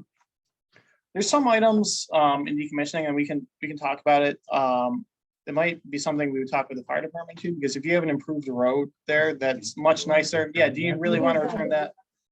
You want to return that? And then would we even include removing the nice stone road and I think textile that's fiber? the reason we wanted that geotextile monofilament sublayer beneath the gravel, the crushed stone. Yeah. So you can just kind of, Well, that helps during. it's a layer. It's gonna be 30 years old. It's probably gonna rip when you pull it up, though. I mean, it rips if you pull it up like right after you install the road. That's what our solar law is, so that it can be returned to pre-construction. We'll include removing the access road per the law, but down the line, if the town decides they want to keep the road, that's certainly an option. Yeah, too. I forgot. Or the property owner wants a Yeah. nice access Yeah, road. Yeah. I think that's. Yep. Like the part that goes through the field, you're not gonna want, but the part that it is a field access road today. Yeah, you keep that in place. That's all I had on. Okay, and then we had about 10 other additional comments. And some of these are just like lease agreement documentation, but I can read through those.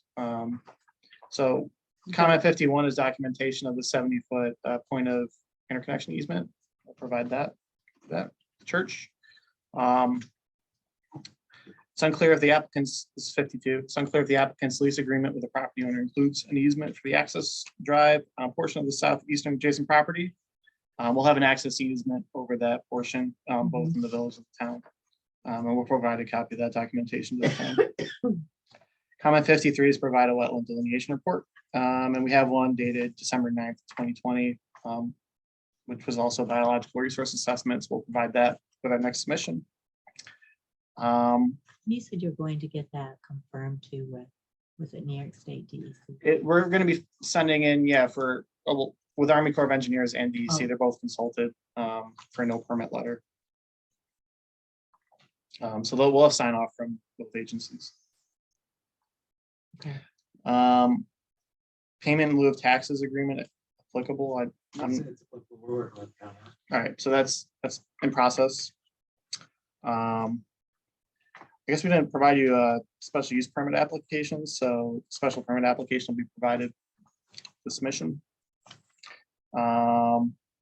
Comment 56 is regarding the community benefit agreement with the town. I don't know if that's been discussed with the applicant or where that stands. Yes, I think Bill's been working on the draft. Okay, so that's in progress too. We'll keep you up to date on that. Local and state permits as required, including work performed within the highway right of way. We are going to be making improvements to an existing curb cut, so we'll need to reach out. So I think Judson Street a local road. I think it's a local road. Judson Street would be, well, yeah. Well, Technically, Anyways, where you're gonna be working at the curb would be village. okay. So we'll have to apply for a curb cut permit. Not that we're making really any changes, it's really an improvement. There's no. curb cut. There's no, you just have to deal with. The curb is Yeah. before Mhm. that. And then we're connecting to an existing pole within the state right away. So the state's still going to want a permit for that as well. But both of those, once the plans are finalized and before we get a building permit, we'll be obtaining a permit with DOT. Comment 58, I kind of talked about this earlier when we were talking about the agricultural soils, but this project's in the ag district. It's going to need an ag NOI. So we'll An egg. agricultural NOI. It's similar. Oh, yeah. Notice of intent. Oh, Yeah. Sorry. I didn't get it. Yep. Speed reading. Yeah, it's similar to the long environmental assessment form that you have. It's more specific towards any agricultural impacts of the project. So that gets submitted to ag and markets, and they get a copy, and then they provide any comments. But they have standard practices for solar projects in agricultural districts. I can provide a copy of that to the board if you want to review it and see what's required. But there's a whole list of items. Comment 59 is regarding OPRHP no effect letter. Yeah, that's in progress. We need to coordinate with the fire department on the plans. I thought we had sent them a copy, but maybe I thought it did. Did you send them a copy? Okay, so they'll have a chance to consult. That's comment 60. If they have any feedback on the access road, we'll respond to that and update the plans accordingly. Not on the gate. On the gate. I think we called that out on the plan. I'll verify that. Not box. Knox box. Where all they gotta do is pocket. Okay. They want that? That's one, that was the only comment that came back. Yeah, so you don't have to call anybody if you need to get into the fence. Open the gate. And then the last comment we have from the BNL letter is regarding typical or equipment specification sheets. So we can provide typical specifications. They might change slightly by the time the project, should it get approved, gets built.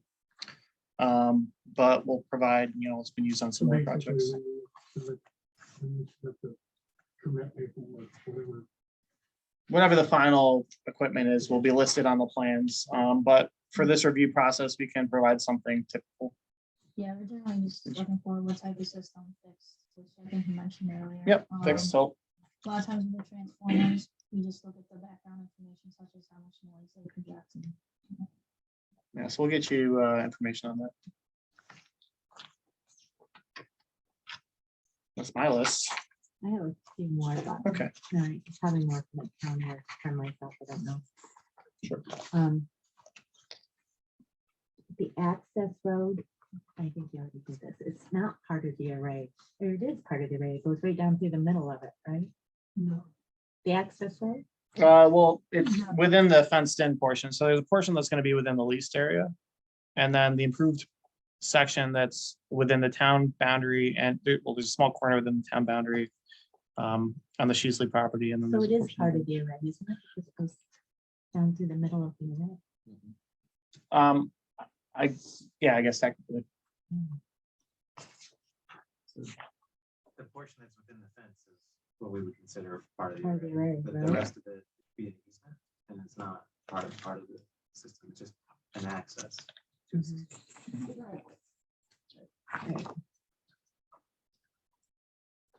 Where does the current one end? On the map. It's on the other sheet. I can show you. Yeah. where it ends. Or just an approximate. Where's my road? It's a dashed line. Right about the Come back down. village. Come, I'm not that tall. Not growing. Oh. Yeah, no, Bring me down. Keep going. Right there. So the road goes here. This is the tree line. Okay. Basically, this is a tree line. It drives in here, and right about here is where I almost got the truck stuck this Okay. morning. But Right about the you town and you village can line. actually see where we used to drive that way through the cornfield. There's still kind of like a sort of a line there where we go that way, but it's right in here. Gotcha. And you're welcome to come out and take a look if you and then want. farther I'll down. give you a tour. There's a valley. Bring your boots. You're talking about this morning, they this here? almost saw a cow No. on their way out. Further down. We had a baby born. Oh, so, yeah? yeah. Right next to the road, right next to that driveway. that Oh, there's a comes out. culvert. Yeah, there's Yeah. another culvert here. You can see it's called out on the survey. Yep, right there. So the width of the road is 16 feet. throughout. Yes. Currently or? Will be. Currently? Today it was 20, because I had to go around. No, need it glaring out. It's a nice spot. So those culverts will remain. Yes. Yep. What about street lighting? system. No lighting. No. No. Visual impact assessment. That there was a package of renderings prepared by Soul America. I sent those. to you. That's Is that what you want? Those were the renderings they looked at that were flat. I sent those to Nick. You showed one or two at the beginning of the presentation. Tony, it's all right. Tony, Yeah. Kayla said she The would. one where it's still Oh, cool. I was gonna show it off. Yeah. They and were very pretty. If there's anything, if there's anything more, I mean, not this pretty, but we can do other things in CAD too. We could do a line of sight assessment from various receptors that would actually show the existing topography if that's something you want to see. I think I just have one more. The safe, and I think you went over it, but I didn't write it down. Your safety shut off procedure. Where is that? Just to clarify on where the shut off will be located and it should I be don't think it's identified called- on your site. Yep. On your site plan. We can provide that. Yeah, I don't know if it's called that right now, but we'll make sure that's on. For what it's worth, this is also going to have a direct disconnect that Nash will have access to. So they can shut the system down. Okay. I think that's what I was trying to get at before when I talked about interconnection. Would that be the breaker you said was mounted on one of the poles? We have one of our breakers, but they have the ability to shut it off as well. I think they'll have access to either ours or their own breaker. I think this is what the application stated, that shut off is located on the utility poles at the point of interconnection, but not identified on your site plan. Yes, we'll identify it on the site plan. I'll identify it. That was my question. All right. So those are all the questions, I think, from BNL and from the county, and unless I'm missing something. Barton and Lejudas. I'm sorry. Alright. This is Kibling. Kibling. She's from Barton and Lejudas. They're solar engineers that we've contracted with to help us with all the solar. 'Cause, you know, they're the experts. And I hate to tell you that we are volunteers.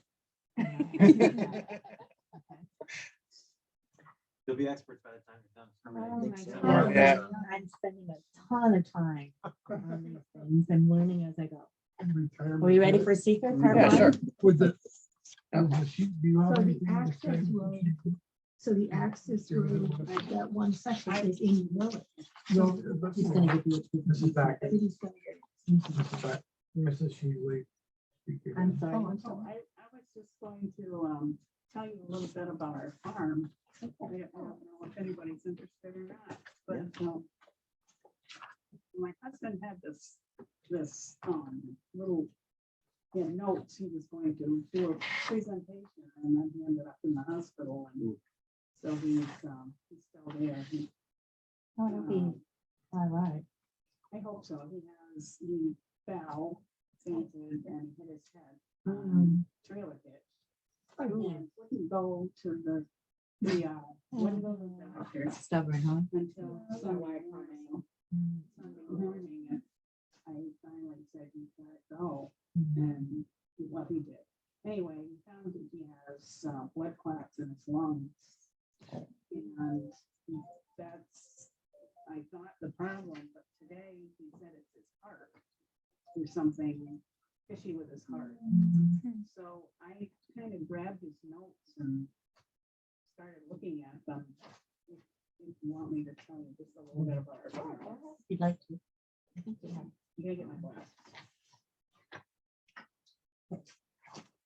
Go ahead.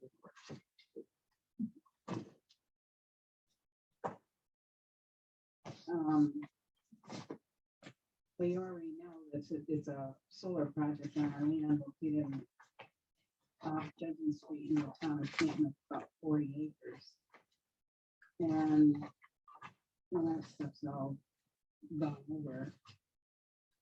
And we usually use that land for hay, but it didn't produce good quality hay. It's very poor and it's hard to get. So if we could get the solar company to put the project on our land, it would generate enough money so that we could buy all of our hay and we could get good quality hay, which would make our cows produce much more milk. We only milk about 20 cows. We have about 45 to 50 head all together. And they're like our children. They're very, they all have names. They aren't like the big farms, where the cows are a number and, they last 3 years and they're gone. We get cows that are 12, 13 years old in a herd. We also have old equipment. It was good for a while, but it's really wearing out.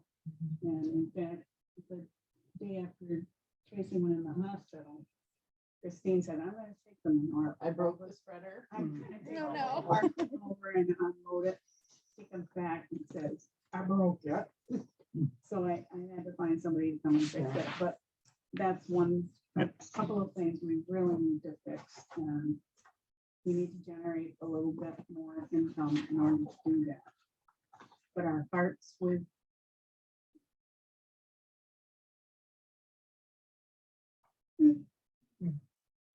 Well, they do show their heifers, they show their cattle, they're known around the country for their jerseys. And the hay part, the work in the field has been a major effort. Sure. As they get older, Yeah. I noticed it Noticed that you were myself. 74 and 75. Right? Yeah. So That was a nice letter that you wrote to the board. Mhm. it's, we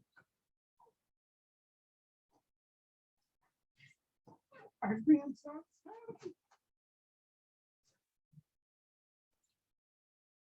And, two winners for our national show last year, which is Wow.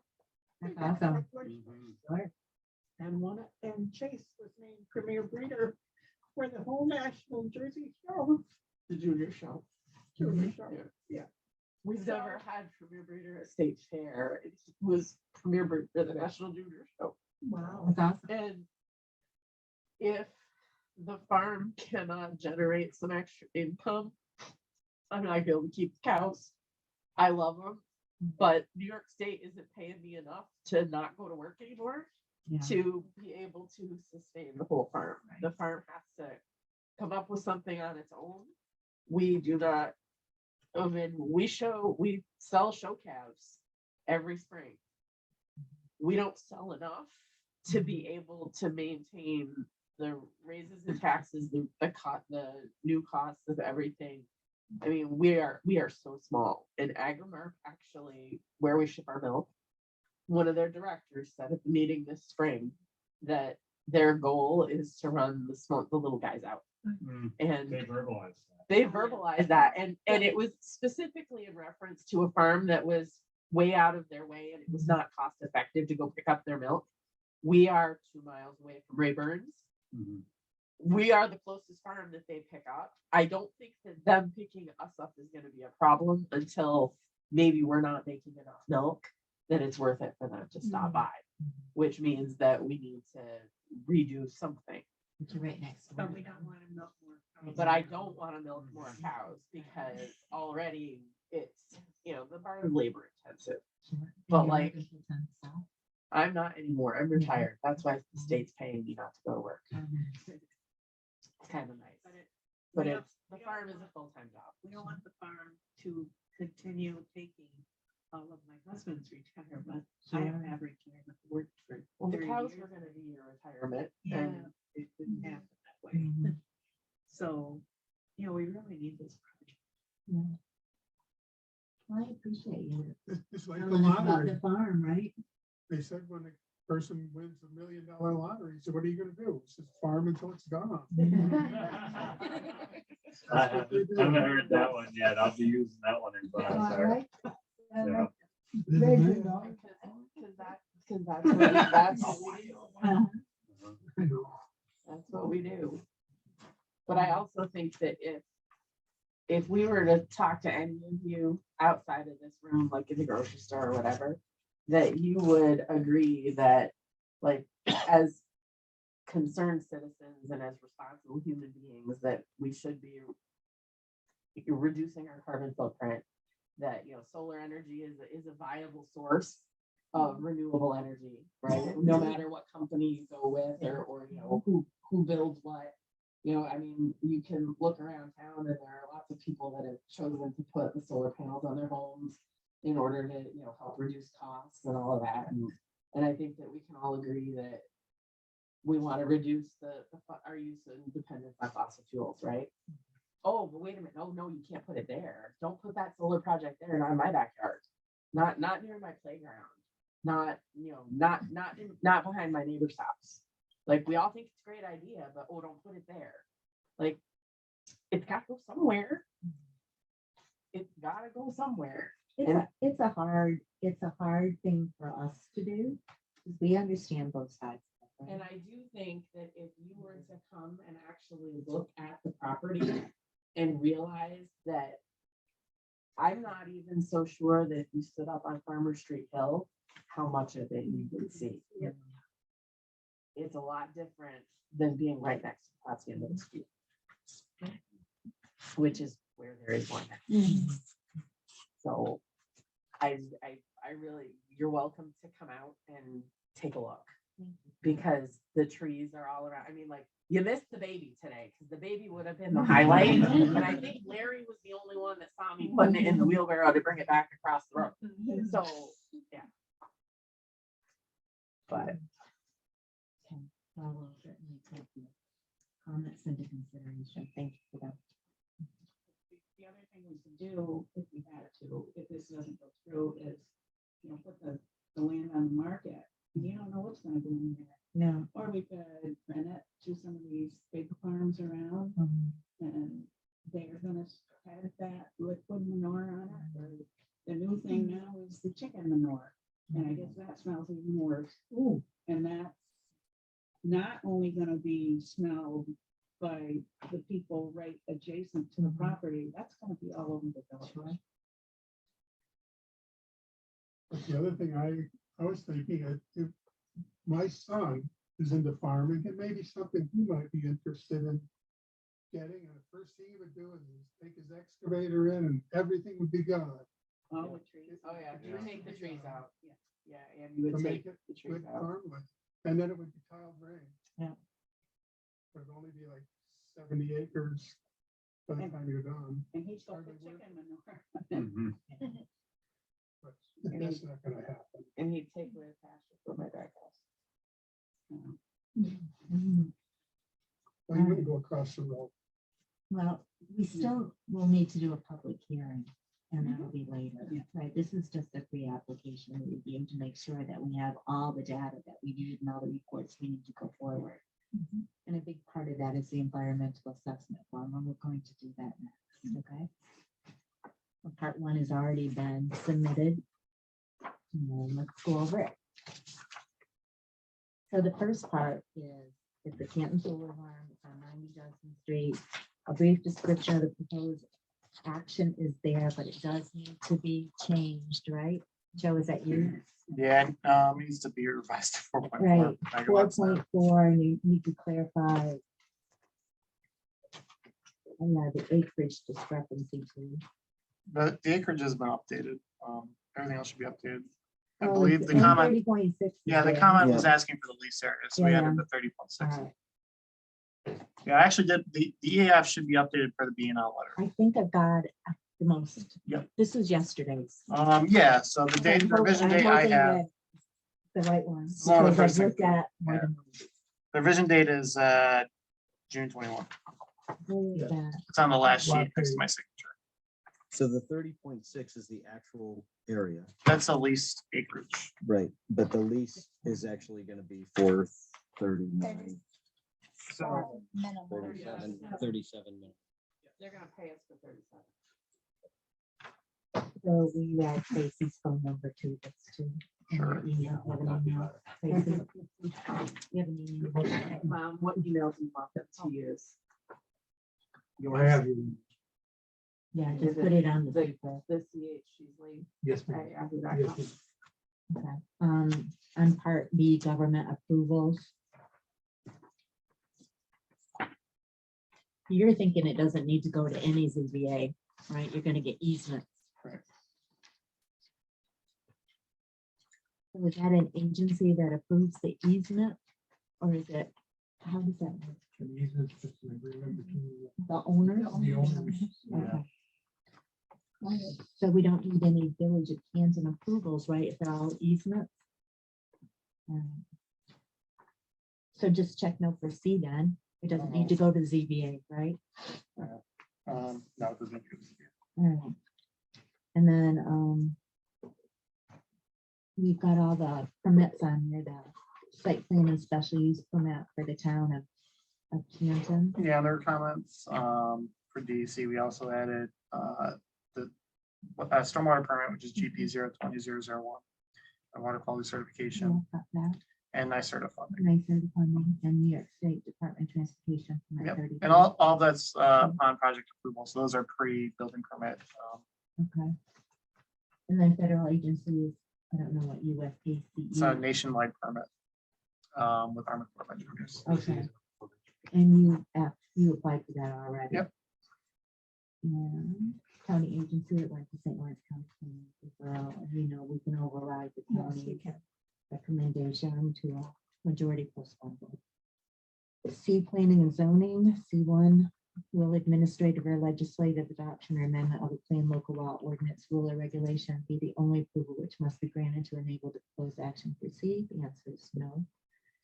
C2, adopted land uses. Do any municipally adopted city, town, village, or county comprehensive land use plan include the site where the proposed action will be located? Yes. If yes, does the comprehensive plan include specific recommendations for the site where the proposed action will be located? And yes, it does. Is the site of the proposed action within a local or regional special planning district? like the Greenway, Brownfield Opportunity Area, designated state or federal heritage area, or watershed management plan. It does not. C is the proposed action located wholly or partially within an area listed in an adopted municipal open space plan or an adopted municipal farmland protection plan.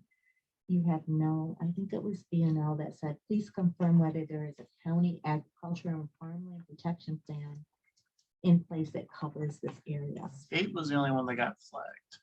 I believe St. Lawrence has one. St. So Lawrence we're County. within that one as well. So can you do that? Sure. Okay. Anything on C1 or C2?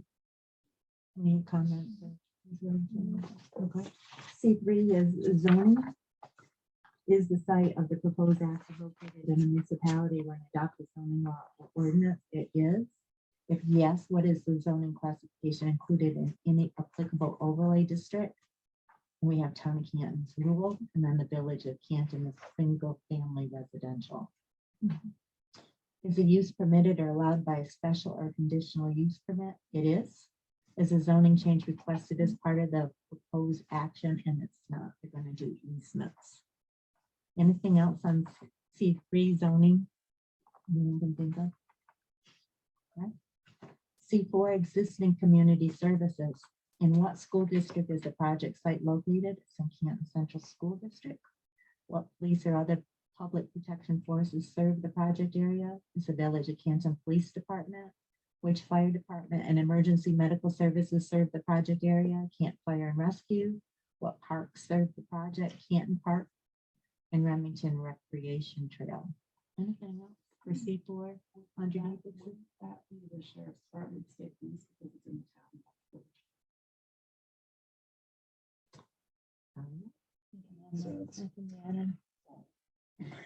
Sheriff and would you say sheriff and what else? County New York State Police. Okay. Okay. So is it not said by the village? Can't please, Not that section. not that section? No, if somebody took their truck and went about harm through the field, it would not be the village police responsibility. Police officer, your police officer retired. Retired. Nice. Something like that. Anything else? Existing community service? No. D, project details, proposed and potential development. D1, what is the general nature of the proposed action? It's a commercial solar farm. B is total acreage of the site of the proposed action. You're going to change that, right? Joe, That's been updated. That's the updated. I have 43.2 acres. That's on what I mine, have too. Yep. But it's not 43.2, is it? It is. It really is. Yeah. Is it? Based on the, so, Overall, Oh, let me just make yeah, the sure. comment on the EAF. in the little parcel. Okay. Yeah, so the comment is for comment 7 in the BNL letter. All right. The total acreage of the site, so it should include the total acreage of the project parcel and the area of disturbance or the portion of the access road located on the adjacent property. So that's a portion of the access road that's on village property. So that's the 43.2. And then total acreage to be physically disturbed. 9.5. That's what's on the plans. Okay, and total acreage owned by or controlled by the applicant or project sponsor.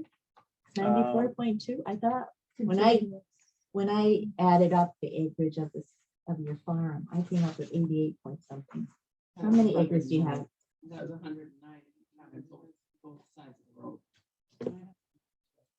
That was 109, because I think it's 19 on the roadside and 19 on the farm side and 90 across the road. So it's 109 acres. I think it's 109. Can you confirm that with We'll your follow. total acreage of your farm? Can you confirm that? Do you want both sides of the street included or just the north side? of the It says total acreage project site and any contiguous property. So anything that touches. Just the side of the road just the side of the road where the solar project is going. Owned or controlled by the applicant or project sponsor. Wouldn't What be does that considered mean? contiguous if it's separated by a right of way. So it's separated right now by Judson Street. So I think that 90, 94.2 was Is the correct? town. Yeah, I think that's correct. Town.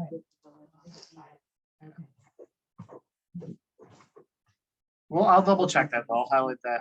They think it's protect.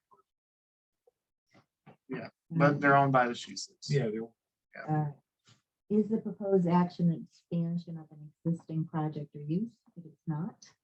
Is the proposed action a subdivision or does it include a subdivision? It does not. Will the proposed action be constructed in multiple phases? No.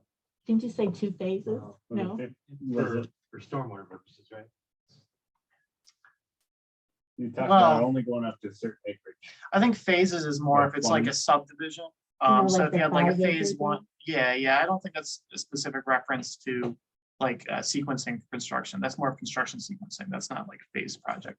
A phase project would be, we're gonna construct one portion of the solar array and then there's like a plan B that's gonna be on the village side. This is just one single solar project, so it's one phase. Okay. And you're not gonna build half of it and then build another half 6 months later. But, Then yeah, you it's do it all- all in one phase in Yeah. 4 months. Yeah. Okay. 5 acres is for construction sequencing. Does the project include new residential? It does not. Does the proposed action include new non-residential construction, including expansions? And it does. The total number of structures are 12,528. The dimensions in feet of the largest proposed structure is 10 feet high. Didn't you say it was gonna be 12? No, well, it's 9.8. I rounded to 10. It could go up to 12. It's gonna be depend on what the final configuration of the array is. I think the maximum allowed by the town is 12 Maximum allowed by the town is 20. or 20. We're not going to 20. So do you want to keep it at 10 or do you want to change it to your 12? We'll change it. And then the width is It just- 12 feet? Just to be clear, so like, when you have a row that's spanning a topography change of say Yeah, 2 feet, sure. you know, you want, one of those piles is gonna be at 10 feet, the other one might be At 12 12. feet. So I would put the maximum Mhm. height on here. Is it, the width is 12 feet Yes. and the length is 724 feet? So that was a comment from BNL. We took the longest segment of panels. So the longest section of panels is 724 feet. Okay. That long. And then approximate extended building space to be heated or cooled, there's none. H is, does the proposed action include construction or other activities that will result in the impoundment of any liquid such as creation of a water supply, reservoir, pond, lake, waste lagoon, or other storage? And we said no. Any questions about that section, guys? D1, proposed and potential development. Comments? No? Okay. Project operations, D2. Does the proposed action include any excavation, mining, or dredging during construction operations or both? No. Number B, would the proposed action cause or result in alteration of, increase or decrease in size of, or encroachment into any existing wetland, water body, shoreline, beach, or adjacent area? Yeah, no, but your plan indicates encroachment into your wetlands. But we're not impacting the wetlands. That's why that's, no, we're getting a no permit. Alteration. Yeah, there's no alteration in the wetlands. Encroachment would be if you had, But it says or. Yeah, the encroachment. Or Typically, encroachment. these are counted for encroachment, and then you would describe, you know, you're using a piling system, which the Army Corps does not, you know, recognize as a disturbance. Okay. Just kind of describe that you're putting in a jack. We're just looking for as much information there, but. yeah, we can add some. So additional- change it to yes and add that. Piling stuff, okay? Thank you. C, for the proposed. Got it. The pen here, Jen. Will the proposed action use or create a new demand for water?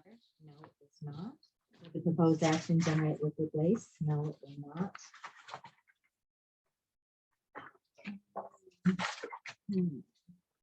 Will the proposed action disturb more than 1 acre and create stormwater runoff either from new point sources like ditches, pipes, swales, curbs, gutters, or other concentrated flows of stormwater, or non-point sources like sheet flow during construction or post-construction?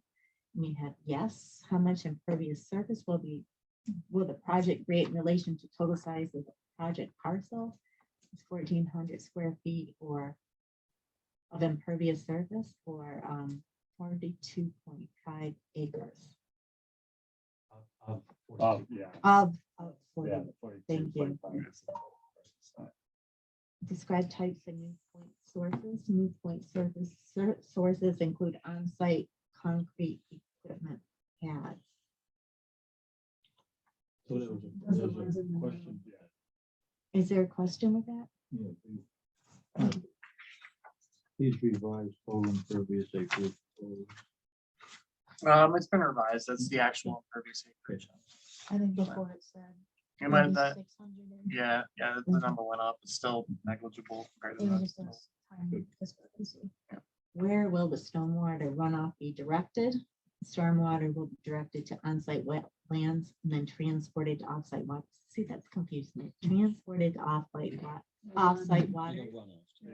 well, I think it should be So- natural. Yeah, natural natural. runoff And flow. then, can you say, and then naturally flowed off-site or something? So it makes it sound like you're gonna, Naturally. Naturally. you're gonna take a truck and load this water and then take it to the river and dump that. I'll revise the language. Thank you.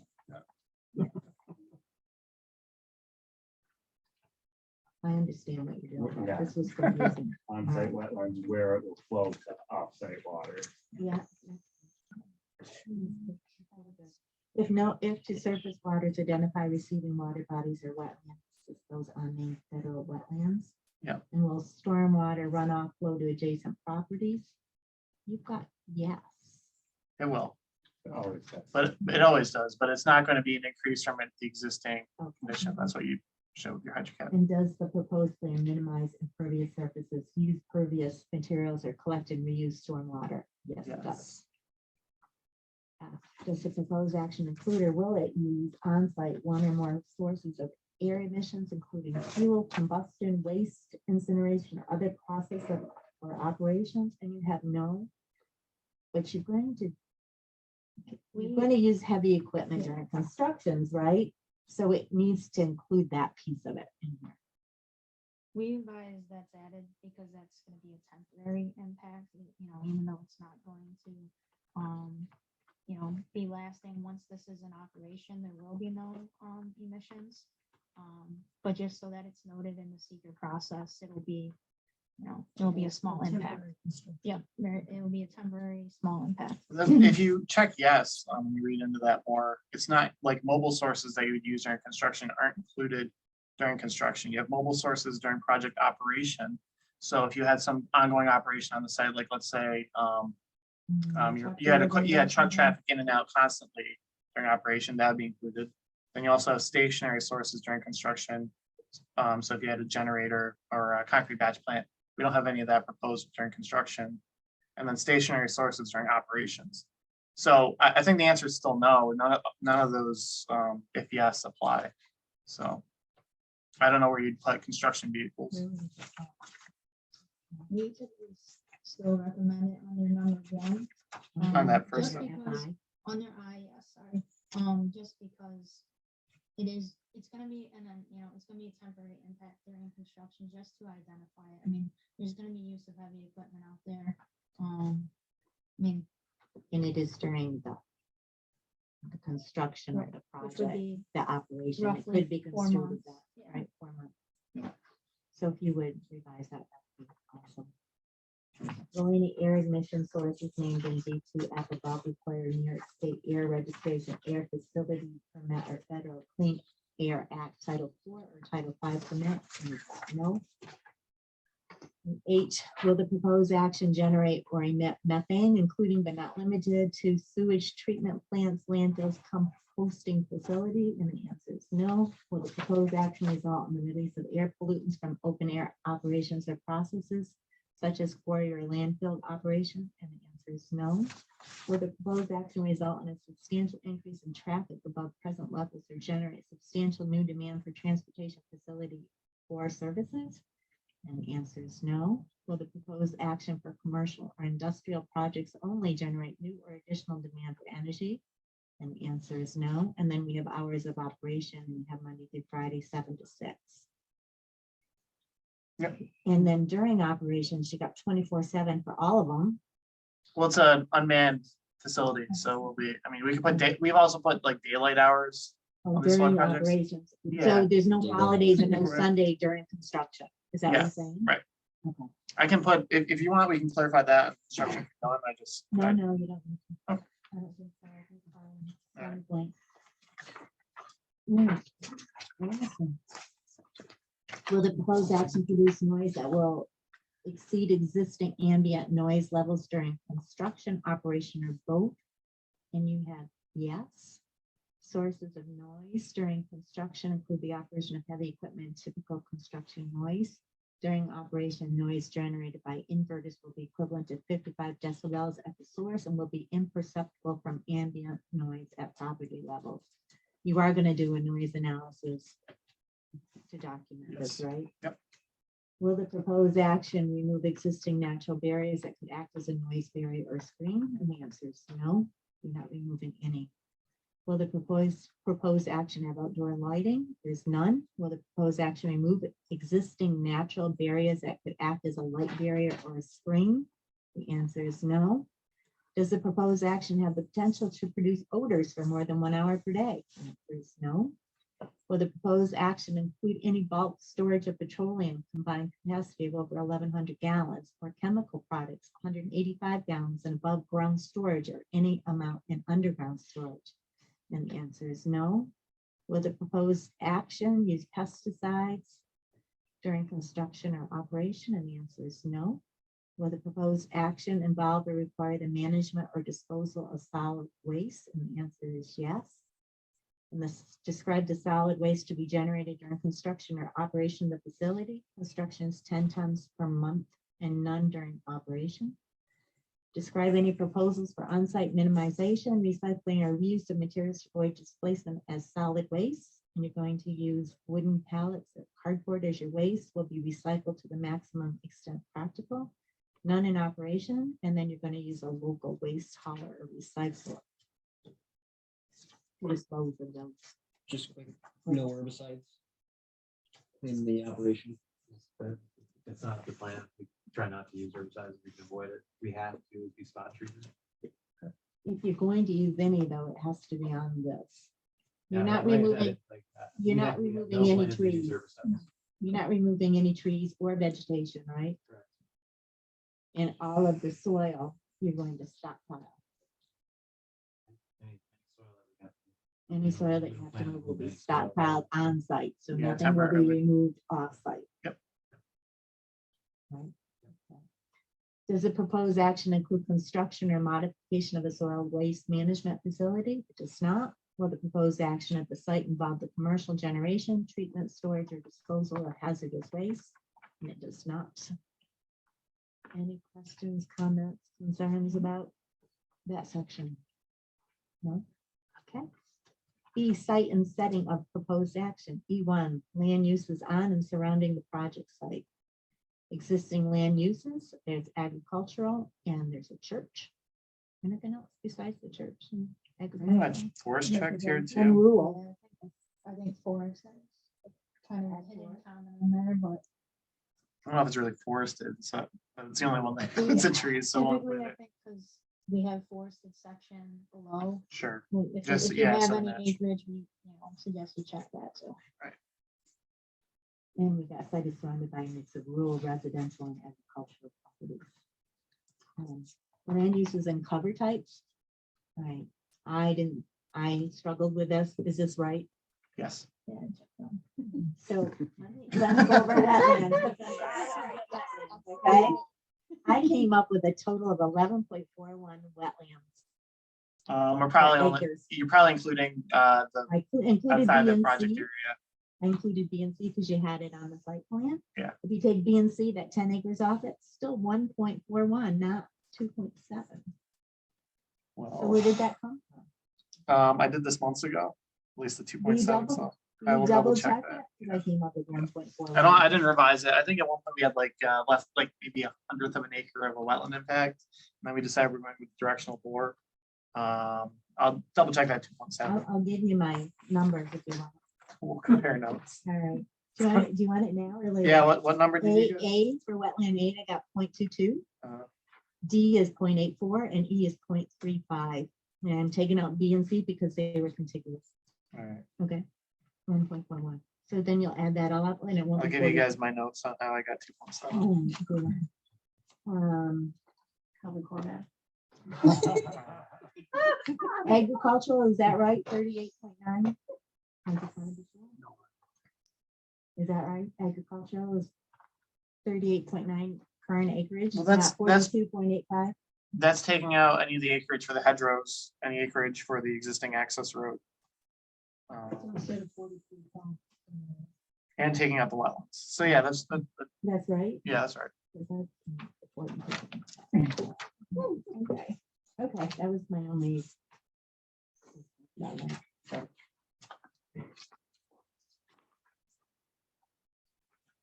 Is the project site presently used by members of the community for public recreation? It is not. Are there any facilities serving children within 1,500 feet of the project site? And there is. Banford Elementary School, H.C. Williams Senior High School. Is United Helpers there too, within 1,500 feet? Just the nursing home? I don't know, does it go by Outside. roadways or is it as a crow flies? How's that determined? As a crow flies. So I'm thinking United Helpers. I'll check it. I dropped it. I would think it would be. United The school Helpers. is the Maplewood. Maplewood would be Yeah. Mm, All right. United- the nursing home. And then Canton Daycare and EJ Noble Building on East Main Street is what I put down. If it's as a crow flies. The EJ Noble would be 1,500 feet tall. I mean, when I do this, I just take a 1,500 square foot radius. Just check it out on your, however you check it out. And then would it also be St. Catherine of Siena Academy School? St. Mary's My School? can I went to Clarkson, so my can geography is great. So Well, you Um, can't drive around into Canton. that's assuming I had a car. Wouldn't St. Mary's See, I think the way, as a crow the flies? way I don't go by, I go from the access point of the property to the front door, not to the property. I go to the building. But as the crow flies.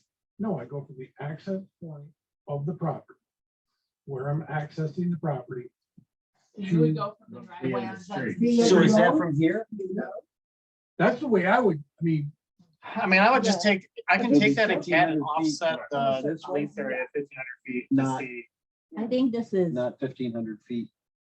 These ways? I think it's gonna be more the visual impact.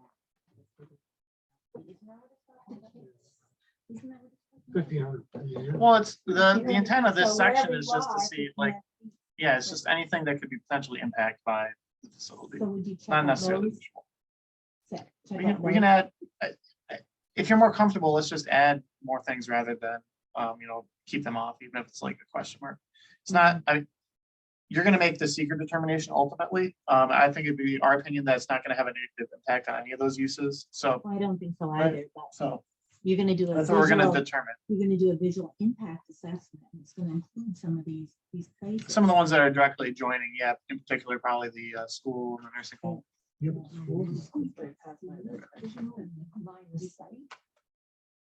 they couldn't see the school I today. don't know, but you have to figure it out with Everything on your. soccer field. Well, here is different. Like, I can hear the airport in the barn when I built. Oh. With fans running. Wow. Okay. So you're gonna figure that out, right, Joe? Sure. All right, does the project site contain an existing dam? It does not.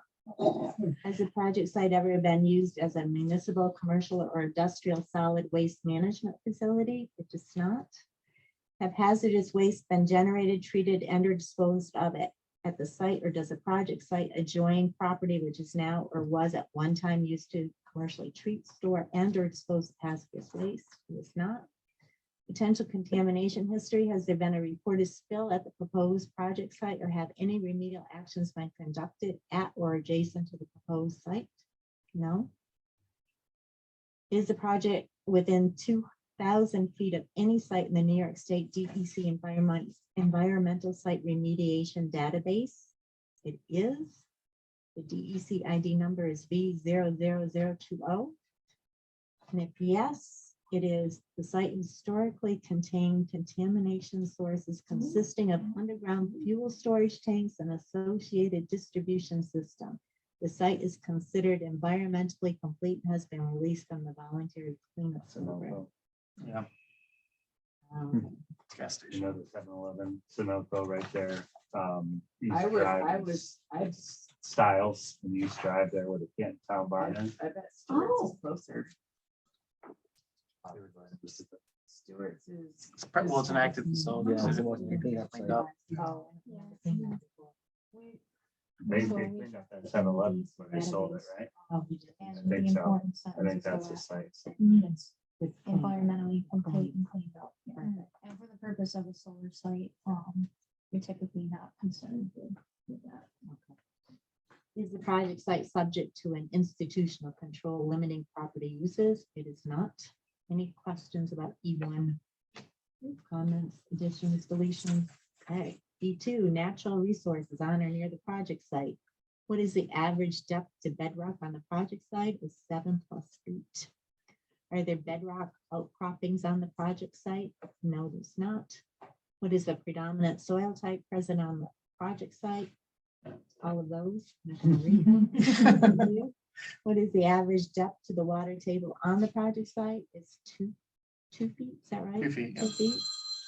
The drainage status of project site soils is moderately well drained for half and poorly drained for half. Approximate proportion of proposed action site with slopes is 0 to 10%. And we talked about that, greater than 10%, but you're gonna leave it there. Are there any unique geologic features on the project site? There's not. Surface water features. So you're going to get the qualified individual who undertook that wetland delineation, and when it occurred, and you're going to confirm it with DEC and Army Corps, you said, right? Yeah, and we'll send you a copy of the wetland report. Okay. Does any portion of the project site contain wetlands or other water bodies? Does. Do any wetlands or other water bodies adjoin the project site? There is. Are any of the wetlands or water bodies within or adjoining the project site regulated by any federal, state, or local agency? It is, and it is unnamed federal wetlands, and it is 2.7 acres. Is that 2.7 acres? Yeah, matches the other. I don't know if it's the other one. You're gonna just double check it because I don't. Nobody believes me. I think it's 1.4. Oh, right. Is the project site in the designated floodway? No, it's not. Is it in a 100-year floodplain? It's not. Is it in a 500-year floodplain? It's not. Is the project site located over or immediately adjoining a primary principal or sole source aquifer? No, it's not. Identify the predominant wildlife species that occupy or use the project site. We have white-tailed deer and Canadian goose. And my question is, how is that determined?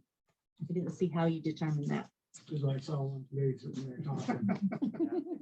Oh, dear. White-tailed deer, right? Grazing right there. We all saw. There was a Yeah. fox, there was a fox too on the road this morning before you guys got there. Before we got there. Yeah, red fox. We can include the red fox too. How about the little ground fox There's tons. and squirrels? There's only 7 lines, so you can't. We can add more species if you're comfortable with that. We have coyotes back there too.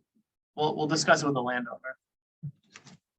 Does the project site contain a designated significant natural community? It's not. Does the project site contain any species of plant or animal that is listed by the federal government or New York State as endangered or threatened, or does it contain any areas identified as habitat for an endangered or threatened species?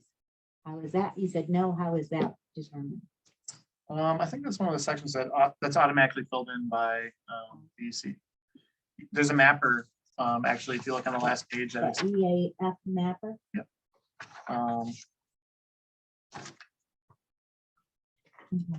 I know for the previous one, we asked for a letter from New York State Department of Environmental Conservation. I Can you didn't do even the talk same? about that. Yes, we'll do the same. Can you add that? Typically with these projects, I mean, you probably handle enough projects. You'll get flagged, but for like northern long-eared bat, if there's tree clearing or Indiana bat. But we're not proposing any tree clearing with this project. And there's no other critical species that were identified by the mapper on site. Turtle? I don't think the turtle was identified on site. Yes, so if you just had that, letter just to confirm. Sure. That the EA, mapper and Yeah. the State Department of Environmental Conservation matches up. Does a project site contain any species of plant or animal that is listed by New York State as rare or as a species of special concern? No, but you're going to get that letter. Is the project site or adjoining area currently used for hunting, trapping, fishing, or shell fishing? It's not. Nobody hunts in your land? Okay. No. Every once in a while, my husband would take the boys out to go do something, but other. So it's not really used. All right, any questions, comments, concerns, additions, deletions for E2? None. E3. Designated public resources on or near the project site. Is the project site or any portion of it located in a designated agricultural district certified pursuant to Ag and Markets Law, Article 25-AA, Section 303 and 304? And yes, it is. And we talked about that Cornell University Geospatial Info Depository saying that the project area is not within. Either way, I think their approach is conservative and they'll be submitting to ag markets, so. So keep it as it is. Yeah, might as well just keep it up. We know Keep there's, it as it is. yeah, we know there's parcels. I mean, the EAF mappers automated a yes answer. Another source says no, another one says yes. I Yeah. think it's just easiest to be conservative and put yes there. Okay. Are agricultural lands consisting of highly productive soils present? It is. If yes, the acreage on the site is 42.9, and is that the same as before? It's not highly productive. It's not highly I would argue that point completely. Yeah, you have 43.9. I don't think that's including the access road. That's just the Okay. 42.9. So you want to leave it like that. And then the source of the soil ratings is a USDA soils mapper. Yeah, the Okay. P's got cut The off. piece that- yeah, Typically the source for this question. okay. Does a project site contain all or part of, or is it substantially contiguous to a registered national natural landmark? Answer is no. Is a project site located in or does it adjoin a state listed critical environmental area? And it does not. Does the project site contain or is it substantially contiguous to a building, archaeological site or district which is listed on the National or State Register of Historic Places, or that has been determined by the Commissioner of New York State Office of Parks, Recreation, and Historic Preservation to be eligible for listing on the State Register of Historic Places? And the answer is no, but you're going to get a letter saying no effect, right? With the date. The letter was referenced. It was already referenced in the split report. Yeah, I think that was just a placeholder. Is the project site or any portion of it located in or adjacent to an area designated as sensitive for archaeological sites on the New York State Historic Preservation Office Archaeological Site Inventory? It is not. Have national archaeological or historic sites or resources been identified on the project site? It's not. Is the project site within 5 miles of any officially designated and publicly accessible federal, state, or local scenic or aesthetic resource? The answer is no. Is the project site located within a designated river corridor under the Wild, Scenic, and Recreational Rivers Program 6 NYCRR 666? And the answer is no. All right, so can we approve part 1 with those revisions? And the revisions are going to be, you know what the revisions are. I'm gonna add. I have everything marked up as you're going through it, so yeah, I had a.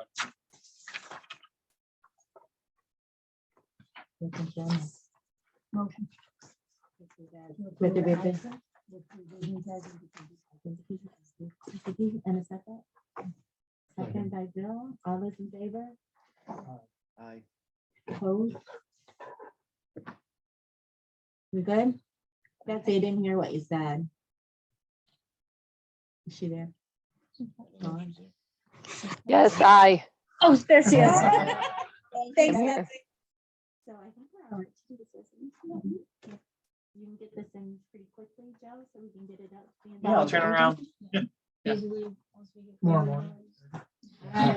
I'm driving back to the office in the morning, but maybe I'll send it to one of my subordinates. Okay, so can we do this resolution then? The resolution is declaring the intent of the town of Canton Planning Board to act as lead agency. Whereas the town of Canton Planning Board is reviewing a site plan application for the proposed Canton Solar Farm project is located at 90 Judson Street in the town of Canton, St. Lawrence County, New York. And whereas the project has been classified as a type 1 action as defined by the State Environmental Quality Review Act in 6 NYCRR Part 617.4, and whereas it is in the intent of the town of Canton Planning Board to assume the role of lead agency for purposes of conducting a seeker assessment of the project, and whereas Part 1 of the seeker has been prepared by the applicant and reviewed by the town of Canton Planning Board and will be circulated to all involved and interested agencies for purposes of establishing the town of Canton Planning Board as lead agency in accordance with 6 NYCRR Part 617.6B. Now therefore be it resolved and determined that the town of Canton Planning Board will send said Part 1 of the full environmental assessment form and associated site plan to the attached list of interested involved agencies under cover of a notice of intent to establish lead agency letter for purpose of establishing lead agency under SEQR. And it is further resolved that the chair of the town of Canton Planning Board, together with the town attorney and BNL, are hereby authorized to take all actions, serve all notices, and complete all documents required to give full force and effect to this determination. The question of the adoption of the foregoing resolution was duly put to a vote, and upon roll call, the vote was as follows. Vote. Approved. Aye. Betsy? Aye. No, I'm like, aye, too. I'm just gonna write all. The foregoing resolution was therefore declared duly adopted on today's date. And I don't know if I have to sign it, or do you sign it? No, Do you you sign sign it? All right, I'll sign it. All right, do you know the interested in the involved parties? We can go over that. Do you have yours right there? No, just read it, I'll come here. And I think we'll add the IDA as well, since Okay. we'll be answering what I will. So New York State Department of Environmental Conservation, New York State Department of Transportation, New York State Energy Research Development Authority, New York State Historic Preservation Office, U.S. Army Corps of Engineers, St. Lawrence County Planning Department, St. Lawrence County Soil and Water Conservation District, the Village of Canton, Canton Fire Department, the Canton Central School District, and the IDA. Anything else? Anyone else that we need to send this to? Do we have that? No, we do. Can we approve that those are the involved and interested parties? Okay, yes. Aye. Aye. Aye. All those in favor? Aye. Aye. Opposed? All right. I'm done. So now we need to set up a meeting for the public hearing and to keep going with this. Okay, So, so it's gonna take 30 days. This has to go for at least 30 days to get the feedback from the interested parties. that 30, is that 30 You working can days? have, it's, I believe it's calendar days, from the letters go out. We can have a public hearing even before or after that. I'd like to have it Okay. after. How about August 4th? How is there? August 4th? I'm sorry, ma'am? August 4th. County Fair. They'll be showing. Limited time. I know, I get to How about talk August, how about August the 2nd? You still gonna get the fair? the whole week. What day is that? Tuesday. That's the first day. That's the first. I get to hear that. When My is house it- is when is the fair done? That week, Seven. So the ninth, About Monday, runs what the about first that? August the 9th, Monday, 2nd. August 9th. Tuesday it'll work for me, the 9th. Does it work for everybody? Yeah. August 9th? I will be out of town that week, but I might be able to get on Zoom. Oh, Betsy, that would be great. You gonna be on? And what time? 5 or 6? I can make that work with enough notice. All right. If you want me showered, it needs to be 6. Trust me, you want me No, showered. I was gonna say, No, you work for the state. so. No, No. no more. more. You did, I said, What time works for everybody? 6 o'clock. At 6? Does that work for you, Betsy? That's usually when we eat dinner, but I'll see what I can do. You want to do it at 7 then? You don't want to do it at 7? How about 6:30? So like, we're gonna turn into pumpkins here. Yeah. 5 or 6, I would. Yeah. I can't get out. Earlier the better. Yeah, I'll have my kids and my parents will be up, so. We'll try for 6. Can we try to make it for 6 that day, Betsy? Yeah, just pick a time and I'll try. 6 o'clock. I'm going to be on vacation, so Oh, geez, Tuesday, the 9th. Tuesday, August 9th, 6 PM, public hearing, followed by a meeting to potentially review action. We'll see. We have, A little more than a month to get your stuff together. we have a public hearing on Yeah, County then- Route 27 on July 11th. Yes. We have a July public, 18th. I thought we had The a, public hearing, it has been moved to the 18th. So okay, what about July- County Route 27? So July 11th Is at the 6 11th. o'clock is County Route 27. Mhm. You're absolutely right. July 11th was At County Route 6 27. o'clock. But Yeah. no public hearing. No. Oh, okay. No. July- That's the only And difference. July 18th at 5 o'clock, we're gonna hold a public hearing. We're gonna Route go 11. over Route 11. Yep. Yes. And July 25th at 5 o'clock, we're gonna discuss. Mead Road. Yes. And all that was sent out today, but you might not have had a chance to take a look at it. It's the list of the meetings with what we're talking about and links to the Google Drive for each item. County Route 27. yay. Starting to get confused. So, It is. and I had it last meeting, why we can't have 2 solar meetings on one night. Well, now you know. I don't know. And you got the answer, didn't you? Yes. July Yes. 18th. July 18th at- No, it wasn't. But it was the 17th. That's No. the one that got No, changed. No. That July 18th is a Monday. Yes. Yes. No, nothing was ever scheduled for the 17th. We talked about the 27th yesterday, and that never happened.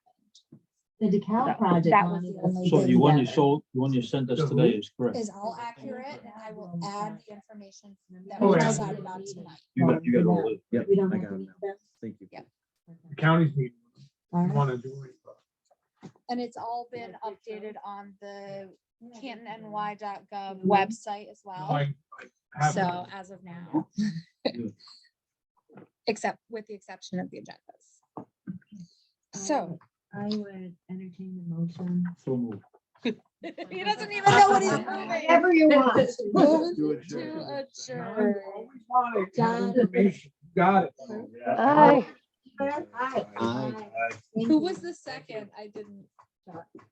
John was first, Bill, okay. Oh, okay. Thanks, Betsy. Thanks, Betsy. I'll give you a call tomorrow. Oh, you have my number? Did you get my message? Yeah, I got your message. I just Awesome. would still not feeling that great, so it's taken me a while to get back. to you. Oh, Okay, sorry. thank you. I look forward to your call. Yep. Thank you, Betsy. Yeah. Thank you. There you are. I know you guys should have turned me around for the rest of the meeting. I should have just Sorry about that. like All right. staring at the wall. Yeah. I know, sorry about that. Thank you, Betsy. Have a good night. Good Bye. night.